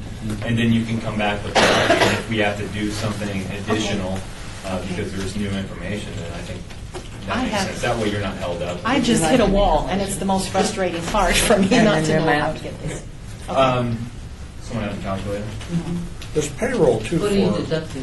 employees. Well, who work in I guess based on what I said, I was making the assumption we deduct the full 16,100 for now. That would come down to 28,459.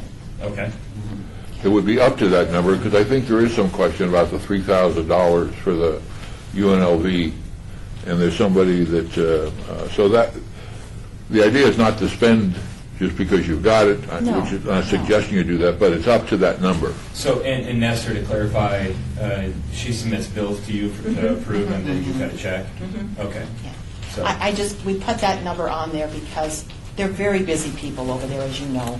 And right now, oddly enough, lucky for Dave became the conductor for the new Showstoppers for Steve Wynn. So just trying to get him to do this is going to be important. So I can't meet what Steve pays him. Okay, so that, and then Nathan Chenoy, who is his professor under him, he will be helping too.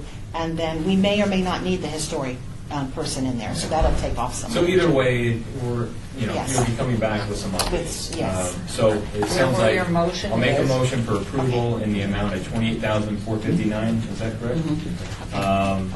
With the caveat that you can come back to us once you have more information, give us an update, and if we need to reconsider some additional money, then we can do that at that I time. think Senator Bryan has some concerns about the legal fees. Are we concerned about deducting those? I think that's in there. That's part of it. Second motion. You go right ahead. Concerns about myself. There's a motion and a second third.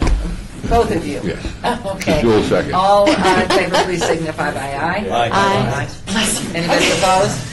So you had to wait. Somebody could be opposed. Oh, dear. Yeah, motion carries. Just be good. Good luck to you and I make it will. wonderful. You made me become a nonprofit. I did not want to do this. That's I good only that you was did. one. Thank you very Thank you much very for much. coming. Good Okay. luck, and Thank you'll be you. in touch with Esther so you can get a hold of the Yes. News Bureau. I have already emailed Lisa Jacob, and I copied Rusty and Houston next, so they can help you move the money. Perfect. If you can break Great. that barrier wall, God bless you. Well, let us Okay. know through Esther Thank how you. you do with that. Thank you so much. Thank you. Thank you. Thanks. Good luck. Agenda item number 10, we have, where am I? Right here, I'm looking at two things. Requesting the amount of $100,000 by Catherine Duncan, Ward 5, Chamber of Commerce, to secure architectural design entitlements and contract expense for the restoration of the Moulin Rouge Hotel. Okay, welcome. Welcome, Honorable Mayor and distinguished panel of the Centennial Legacy Grant Commission. Thank you for entertaining us this afternoon. My name is You're Catherine entertaining Duncan. us. And I'm with the Award 5 Chamber of Commerce. And I have with me Mr. Ed Vance, whom you all know. He goes without needing an introduction. But the Ward 5 Chamber of Commerce was established 7 years ago for the specific purpose of allowing business an opportunity to have a voice in city government, especially where Ward 5 is concerned, because, and especially the historic West Side, being one of the more less developed areas of the city, let's say.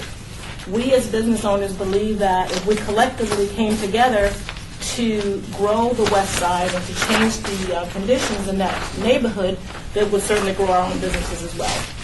And so with that, we looked at opportunities to create marketing, cooperative marketing opportunities, and we found that the historic West Side, where it has its value, is in the sacredness of the land, because it has more churches there per capita than any place else in the United States.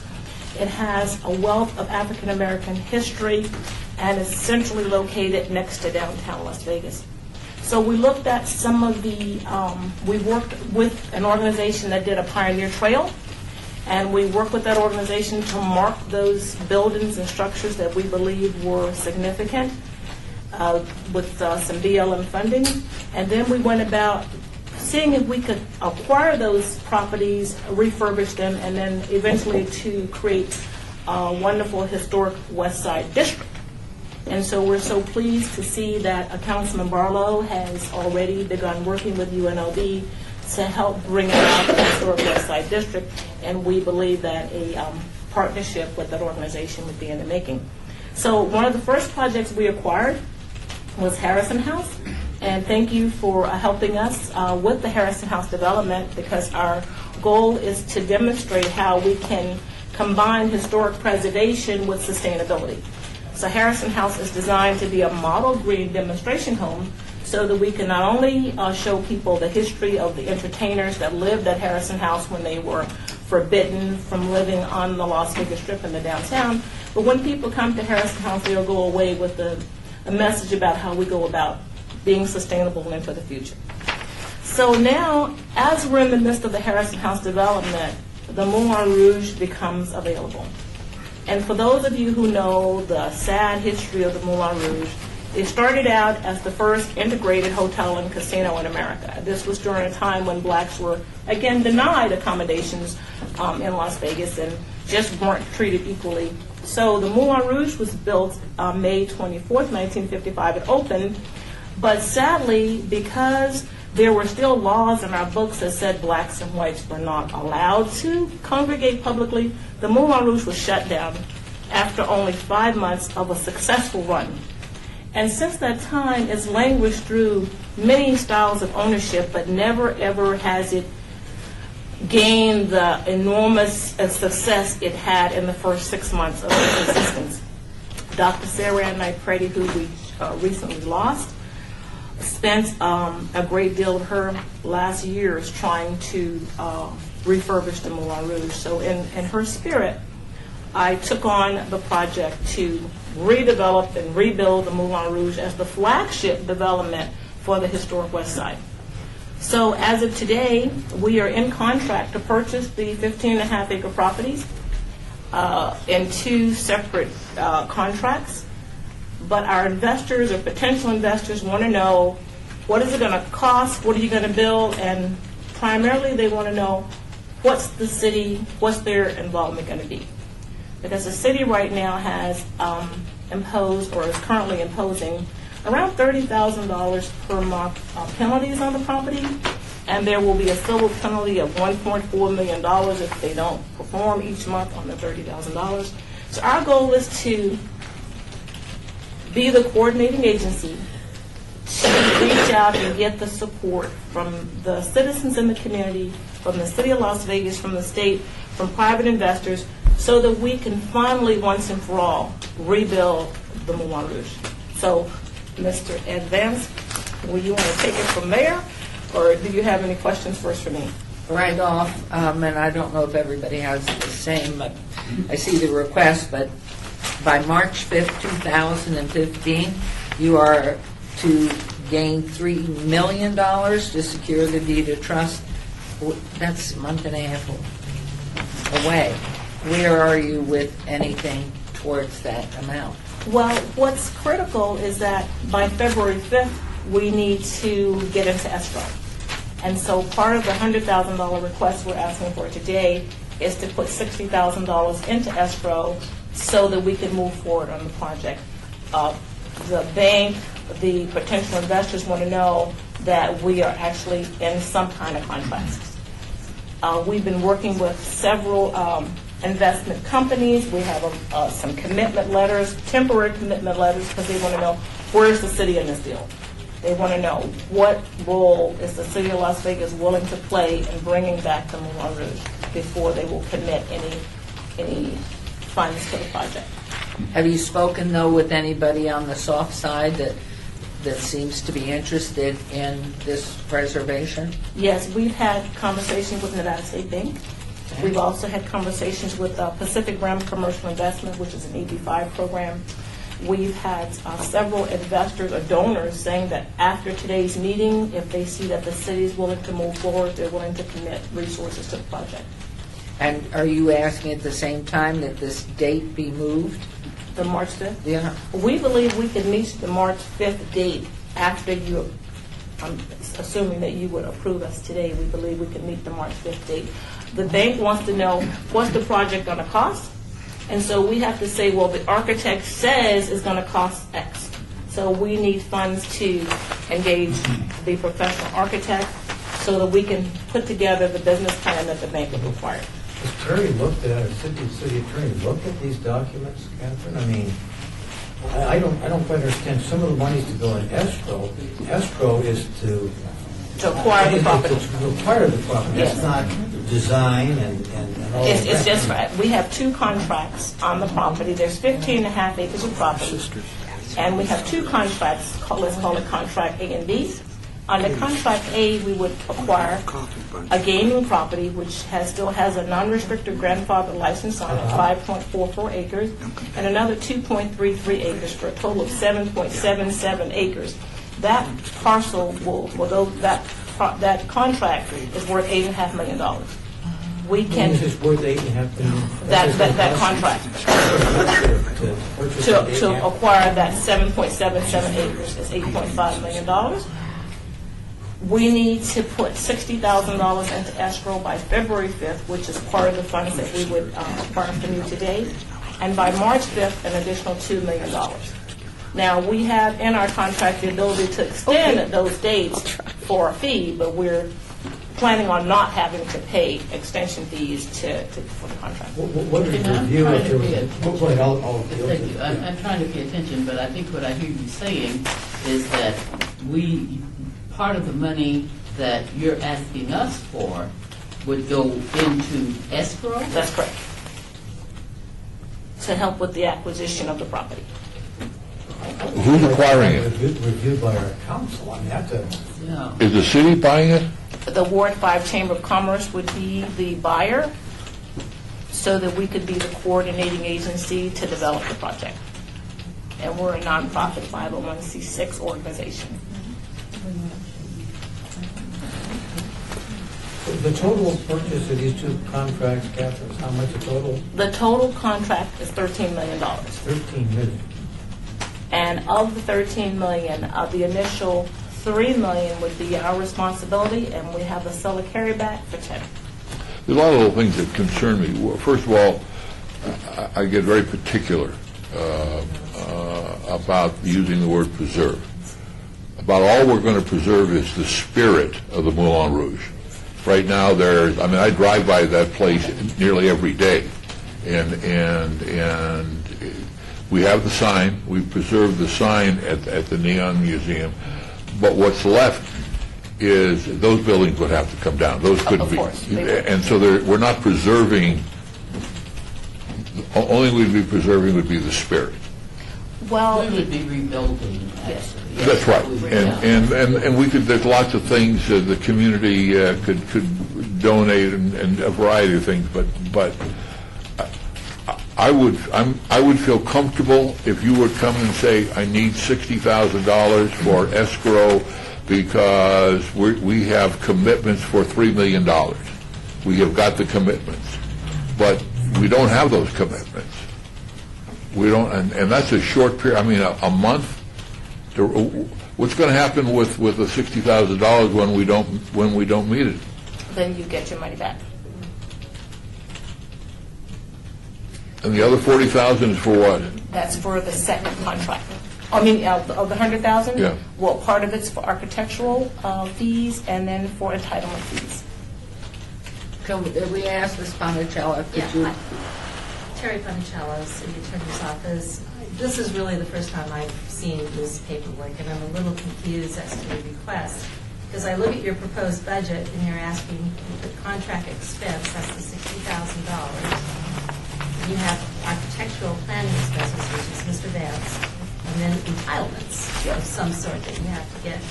And you turn over and you start reading your proposal, and it's saying we're seeking a grant in the amount of $100,000 for the Centennial Commission to be used as matching funds in establishing the Historic West Side District Community Development Corporation. Well, the So goal... that's the corporation that you want that's going to be involved with the purchase. But you're saying that Ward 5 Chamber of Commerce is the purchaser.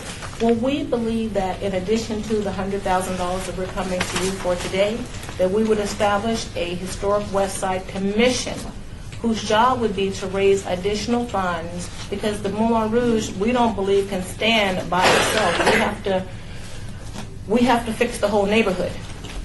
And no one developer is going to come into that neighborhood and fix it alone, so it has to be a concentrated effort. So, And there is I'm questioning whether this is unallowable, because I'm looking at the guidelines of the application of the policy that was sent out, and unallowable costs, it says for non-city owned buildings, it's purchase of a historic building. It's an unallowable cost. Now, I'm not sure what's the status of everything, but that has been established by this commission as one of the guidelines of what would be unallowable costs. So I don't know, there's a lot of things. maybe I misunderstood the grant guidelines, but I thought building acquisition was an allowable cost. Purchase of a historic for non-city owned buildings, unallowable costs. It's on page 14 of your document. Read it again, Terry. Unallowable costs, Unallowable? unallowable, There's a list of for non-city owned buildings. This is a very Purchase of a historic complicated contractual, or you've got these various entities and various things. We hope that all comes to pass, but I mean, Terry's saying it's the first time she's seen it. I'm a little uneasy about this, as much as I'm supportive of getting the Moulin Rouge, functioning again in some form.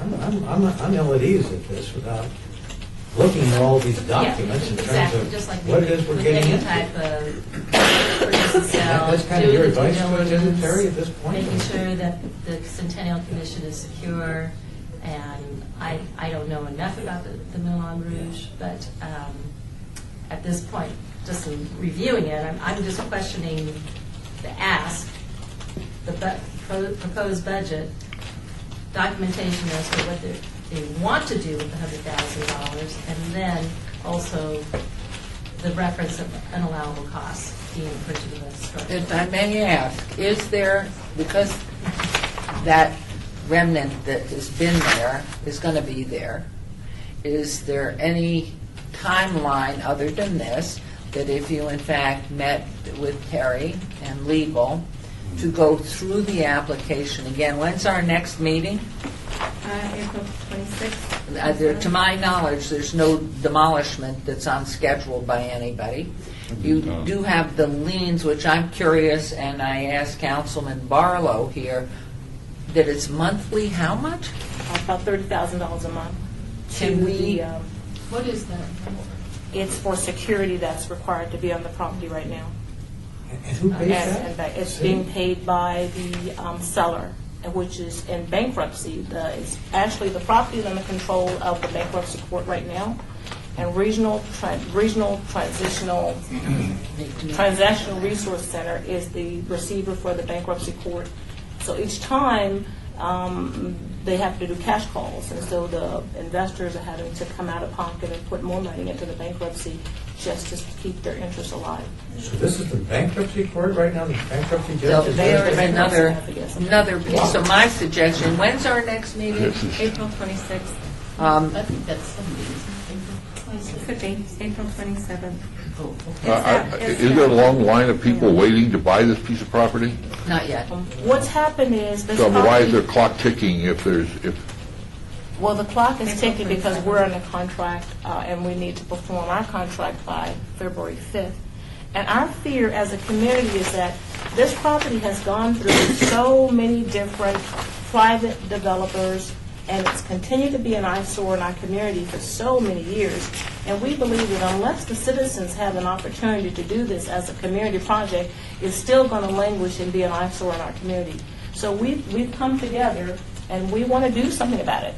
And we believe that if this commission would grant us the funds that we're requesting today, we would be able to move forward and raise the additional funds that we need to make. If I may, just knowing a few lawyers, you do not want to get into some litigation and have your whole idea go away. I have a feeling there's an appetite here to save the Moulin Rouge, whether it's going to be imploded and rebuilt or whatever.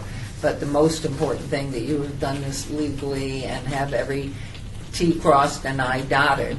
So if there's a way that you can sustain or retain an option to go forward at a later date, that I don't know whether we're in a position to offer legal advice or they go back to a private attorney. Where are we to meet? Well, To help and get this stream,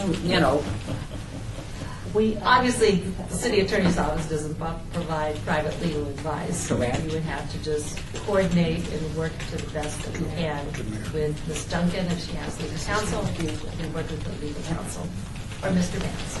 Well, I just want to know that we have a legal counsel, which is Jeff Silver and Gordon Silver, and they're guiding us through. And Mr. Silver indicated that it would be more than likely he would encourage the City of Las Vegas Redevelopment Agency to actually step in and help with the writing of the business plan and doing the necessary footwork for the funding.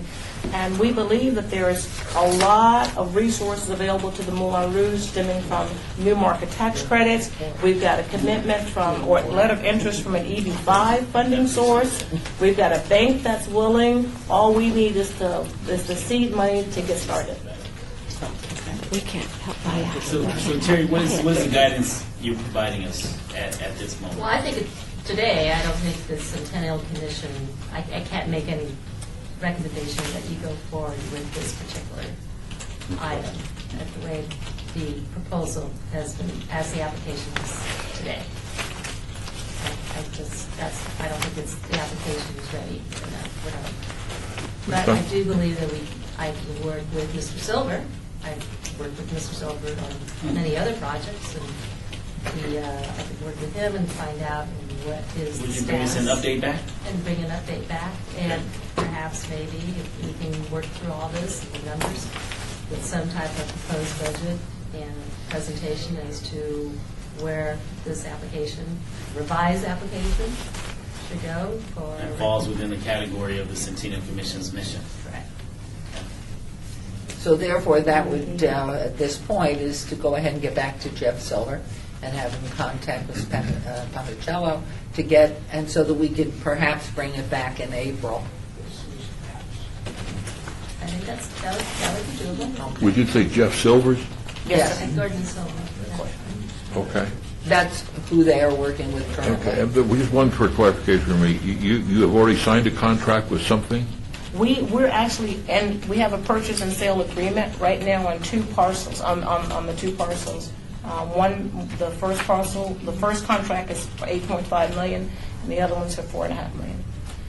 And we have funding sources that we believe are ready to go as soon as they come with the business plan. But they need to know that the city is willing and is interested in helping us preserve this property. But let me ask this question, because you mentioned the city before. I know the mayor, Councilman Coughlin, and I wear two hats sitting on the Centennial Commission, but we also are legislators for the city council. So when you say that the bank wants to know if the city's involved, if the city's involved in what regard, because the Centennial Commission is not the city. Exactly, so we. So help me understand that. Okay, so for example, the EV5 company, the Pacific Rim Commercial Investment, would like to get some clarity from the City of Las Vegas that it will work with us to move the project forward, because they're really afraid of that $1.4 million civil penalty that you're imposing on the project. Okay, so that, and that's where I thought you were going with this. So that's not anything that anyone here can address in regards to the civil penalty. That's something that would have to be brought before the city council. And so I'll be happy to work with you and whomever the bank, the owners, in regards to what civil penalties actually exist at the Moulin Rouge, because I did put some specific conditions on this item that came before the council, I believe about 1.5 years ago, maybe 2 years now. And so that's not something that needs to be spoken about in this particular setting at the commission. It needs to be brought before the city council as to any relief if possible, because those conditions were imposed at the city council level, not the Centennial Commission. So, if you will, let's offline talk about how we bring that before the city council in that respect. Okay. You follow me? Yes. Okay. And so, moving forward, Terry, if you will, working with Mr. Silver in regards to how the request, if any portion of this request is something that will fall within the boundaries and the guidelines of the Centennial Commission, for you to work with Ms. Duncan and her team to bring back, for them to bring back a presentation that fits within the scope of the commission, because I don't want to bog the commission down with city council conversation. And specifically when you have 3 of us already sitting here, so I don't want to do anything that basically crosses the line in regards to open meeting law or walking anywhere near that open meeting law conversation as far as what we plan to do or can do as it relates to the conditions that were imposed at the city council level. Thank you. And we came to this commission first because we understood that your goal is to preserve precious landmarks within the city of Las Vegas. And we thought that if you had an appetite to preserve whatever history, Mr. Stovall, that exists, because the property is so important to us as a community. And one of the... Let me just cut you off and say this. Yes. What I'm hearing, and I agree with you, what I'm hearing is a public-private partnership. Yes, yes. But that conversation, once again, belongs at the city council. Okay. Now, if there's some additional funding through Mrs. Ponticello's conversation, working with Mr. Silver, as to how we can participate at the commission level, if that's the wish of the body of the commission, at that particular time, I believe it will be fair in your presentation to bring that historical piece forward. But I believe the entire scope of what you're trying to do, specifically the 4.5 and the 8.5 two-piece $13 million acquisition, that conversation really needs to be had at the city council level. And I'm going to recommend you make an appointment as soon as he's free to discuss that so you can get on the agenda. Because everything's on a timeline always. And the first thing is to get the information, then Jeff Silver can work with our attorney and move for fixing a better plan. Okay, so if I could just say that one of the things that our supporters want to know is, what are you going to build and how much it's going to cost? And we are seeking funds from outside sources. We're just not relying on this commission. So if you could see fit to award us the funds to move forward with our architectural, so we can go to people and say, well, our architect says this is what we're going to build and this is what it's going to cost, it would put us in a better position to do our fundraising. I think you need the plan before we go through the legal documentation. And so this is something work in the back door through Jeff Silver, because we'll need that before we can go forward, which is part of your submission of your plan. So the very first step is his office to clarify the agenda for the fees that are imposed on that. City level. City council needs to time. Yeah, you need to verify whether or not this body can contribute at all within the rules and Correct. I regulations that are allowed. understood they just couldn't contribute toward acquisition, but they're allowed to contribute toward other. They can't contribute Possibly, anything. but they may require the fees before you. But I think your concept, you hear positive. Everybody would love to see Yeah. the Moulin Rouge. Everybody always has. Right. So it's the question of to effectuate Some it clarification. and get it, yeah. So that, if you'll make an appointment with Councilman Barlow, and if you can, do it this week, Yeah. so you get on Fair the enough. agenda quickly. I just love it when two bodies are now fighting over the Moulin Rouge after 20 years. Isn't that Taking around wonderful? on it. Thank you. Great. Thank you. All right, you're welcome. Thank you. Do we need any motion to withdraw or anything? No. Nothing. So we'll just proceed on. Okay, thank you so much. Okay, we'll move on to agenda item 11, discussion for, whoops, keep reading all of this. We have a funding request in the amount of $9,867 by Chuck Williams, President of the Friends of the Red Rock Canyon, for publication costs for a book to be tentatively titled The History of Red Rock Canyon. And so we have a very colorful group here that are friends of Red Rock Canyon. So if you will, announce yourselves so we can get you on the record here. I'm Chuck Williams. I'm president of Friends of Red Rock Canyon, and I have Sharon Schaff with me. Right. And we also have Pat Williams and Roger and Sue Kolar from the organization here today. Thank And you all. our request is a grant to publish our book about the history of Red Rock Canyon National Conservation Area. It was 3 years ago that the Friends Cultural Resources Committee met and proposed the idea to write a history of Red Rock Canyon. Well, Chuck Williams ran with the idea and with his enthusiasm recruited 6 more authors and editors for the project. Our book is organized into 5 sections, and it begins with early explorations into the Las Vegas Valley. Over the years, men and women such as World War II veteran and miner T.P. Rea, cottage hotel owner Ella Mason, socialite Vera Krupp, rancher Chauncey Oliver, and Bonnie Springs founder Bonnie Levinson moved to the area that is now known as Red Rock Canyon. They established their ranches, quarries, and mines, and they all helped to build the city of Las Vegas with the people that they recruited to work their properties and the revenue that they generated from the work they did out there. The book finishes with what Red Rock looks like today. It's a getaway for locals to visit and hike, and for many tourists, it's a pleasant surprise away from the Las Vegas Strip. The resources that we use to write a book are a treasure of their own. There are personal interviews from people like Olive and Ada Blake, who visited Cottonwood Ranch before it became part of the village of Blue Diamond. UNLV art professor Dick Wist, Oliver Ranch visitors and caretakers such as Vicki Richardson and Ed Price, Bonnie Levinson of Bonnie Springs, and Bill Rogers, who was the works manager of the Blue Diamond mine at the start of its operations. There are also newspaper accounts going back almost 100 years. We have photos, we have maps, information from UNLV special collections, and government reports and surveys. If you looked at our credentials, you can see that the authors have devoted a lot of time to this project. We're all volunteers. We've also spent many, many hours out at Red Rock Canyon volunteering on the hikes in the different areas along the scenic route, at the visitor center, and it's all to make Red Rock Canyon the jewel it is today. When I came on board the project, I thought, this is a really, really good story.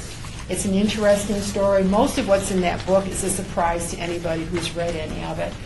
And my feeling was that it's a great story and it deserves to be shared. Would you sell the book out at the visitor center? Yes.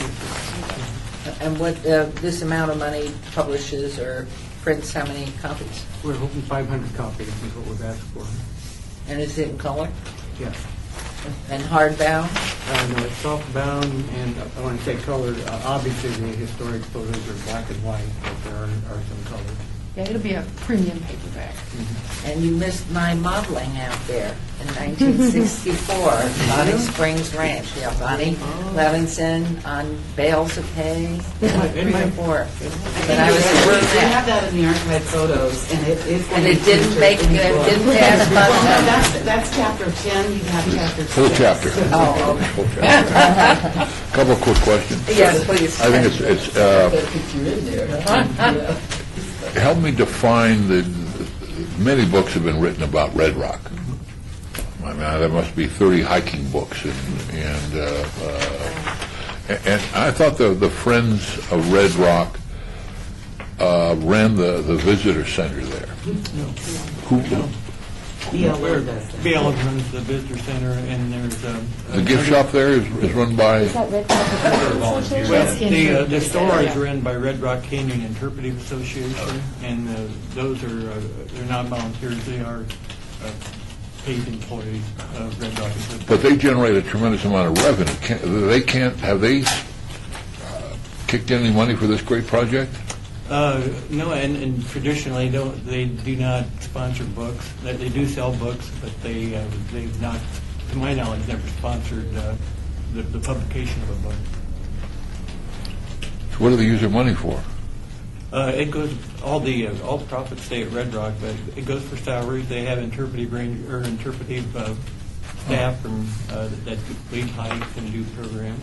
I thought they were pretty These are wealthy. two separate. Friends of Red Rock Canyon. And would you mention your name, please? Red Rock Canyon. I'm sorry. No, it's all right. Can you mention your name again for the record? Friends of Red Rock Canyon. I'm so sorry. But they don't have any money to give you. They are a totally separate entity. But, yeah, and it has not been broached to them. Okay. We loaned them money to start in 1980. So the second question is, when you talk about Red Rock, you're thinking more than just the hiking area. You're taking the whole valley. We're taking the valley and the ranches and the miners and the whole. Which is great. I mean, there's plenty on the hiking, but there's just not a wonderful history of the valley. We don't cover hiking at all in our book. It's all about history of the land, who owned it, and who mined it, and the cowboys. You got Lum and Abner in there? They're in there, yeah. That's all anybody ever wants to write about is the Krupps, Lum and Abner, and Howard Hughes, the Wilsons. Keeping when you sell it, is there a price that you're putting on it that is you recoup whatever this amount of money is that might come to you, that at each sale a piece could go to pay back the commission, and then once you've passed that amount that it inures back to your foundation or whatever you're doing? So we didn't work that in the budget, but that could be worked in, yeah. What we're asking for is money. You said 500. Yeah, 500 books, and then to sell it, we're hoping that it's going to cost us just what we're asking for to publish it around $10 to $14 a book. So that what would be the profit, roughly? So, we're hoping for $4 or $5 a book. So let's just say $5 times that's $2,500, and you would use that money for other projects? Yeah, like rebuilding trails at Red Rock. There's boardwalks. Again, we're volunteers. Yeah, we're volunteers. We plan to use the money for example, we have transportation scholarships. We brought 1,750 at-risk school students out to Red Rock last year, so that's their only opportunity to see Red Rock, and we pay for the bus scholarship. I listed some of the things we work on. I want to ask a question too, Bob, on the cost of the books, because you've got to pay, the seller has to have a margin, right? They operate with a margin. So if you figure it's going to cost you $14 or $15 for volume to publish. We would be, our whole goal was to break even. If we could break even and have the book published and have it out there so people could read See, it. but what would be the retail price? Only because there's a certain level you cannot go We beyond. think between 17 and 20 would be the maximum that we could spend. We're hoping for around $15 to $16. I'm trying to figure out how you would make $5 a book then, at that price, and the store wouldn't make any money. One of them, somebody's not going to make any money. We would make very, again, we're not doing this to really make money. No, would they be willing to sell it for no money, no margin? Is that, because We have there's no no margin at your high publishing cost. we've not approached them yet. We want to have the book written before we can even I have see it it as a sell. bestseller on Amazon.com. If it plows new ground, it'll be so. Well, it sounds like it does. It sounds like you're going to be covering an area that's only been, tidbits have been written about the Wilsons and so forth. Right. Put it all in one book, it'd be great. And now, Mayor, if I can, I'm a big supporter of Red Rock. Spend more than I should probably share with anyone. More time out there than I Don't should. say anymore, it's enough. But yeah, I think you guys are doing a wonderful thing, and you're not asking for a large amount of money. It's a group that's been around forever. I mean, I'd be 100% in support. I voted for the National Conservation Area, so you can count me in. So how about a motion? You're that far, Ryan. You're actually Gone in the that book. far. How about a motion? I'll make a motion to approve. All right, second it. There a motion and a second and a third and a fourth. All in favor, please signify by aye. Thank you Good so luck. much. Happy trails. Thank you very much. Is this part of chapter 6? It's the part without me. This is actually just on. They're going to provide credit in the first part of the Centennial Commission. Good, and I hope there's a footnote too. Thank you. Yeah. No, I'm blue jeans and cowboy boots on. Veils and hats. Anyway, Bonnie, that's Bonnie. Okay, so here we go. We are on to agenda item 12. I did hear it's going to be a Esther centerfold, though, Mayor. has, we have a report by Esther Carter, Executive Director of the Commission for the Las Vegas Centennial regarding completed current projects for the Commission of the Las Vegas Good luck. Centennial. Thank you. Thank you all. Bye. Bye, Red Rock. Bye. Queen waving. That's the way she does it. Bye. Thank you. Okay, I'll make this really quick. It always seems a little bizarre to tell everybody Merry Christmas and Happy New Year and Happy Holidays in October, because that's when we see you before everything is over. So I try to make this comment every year. I thank you guys so much for staying on this board. It's a really important board, as we experience every time we meet. And I just can't thank you enough for taking your time to come down and once a quarter with us and go over these projects. One of these days, I will get caught up on the amount of projects that we have funded since we've been providing funding in 2005, because it truly is amazing to see what we have helped and saved and protected and preserved. So just again, thank you so much for staying on the commission. Dee Dee Nave wanted me to hand this out. This is their final recap from their Focus Series, which was an awesome program. I think she did a great, I've never received so much communication from one grant applicant as I did with Dee Dee. I was up to date on every move they made, but that's the kind of thing that I like to see at the end of the day, when they send you a report and show you how many people they touched with that kind of event. So I wanted to share that with you and tell you thank you again for staying on the board. That's her junior league training. Yeah, that's right. Absolutely. And I was down on the junior leaguer to be thorough. I was just wondering if there was any update on the Huntridge. I think at our last meeting, that was one of the things we were saying. Can we have that for the next meeting?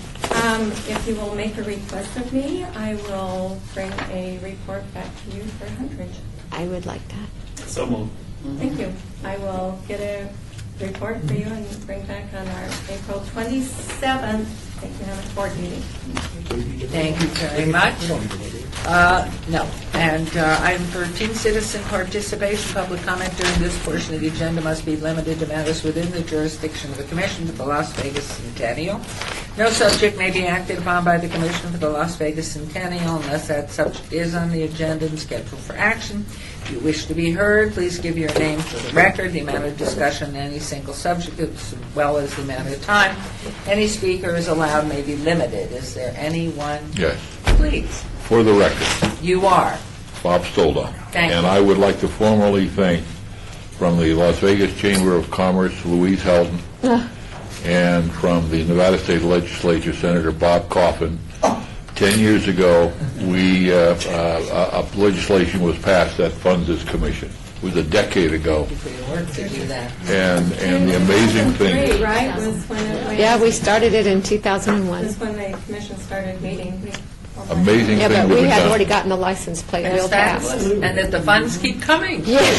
No, we've never And heard it's of more it. fabulous that the Nevada 150 plate is going to end December 2016, and it didn't hurt us at all. Well, the biggest fight wasn't the creation so much, and that did take some plowing work. He made it easy. Keeping it going, because there was resistance to letting it go almost perpetually. And here we are. Until it was so successul, and then how would they repeat this, you know? You have to keep guarding your The turf. DMV needs that money. You absolutely have to keep guarding your turf. Did you hear the senator? He signed my very first bill in '83. That's how fast Well, I want to thank you all. We are adjourned on that happy note. You have a wonderful time.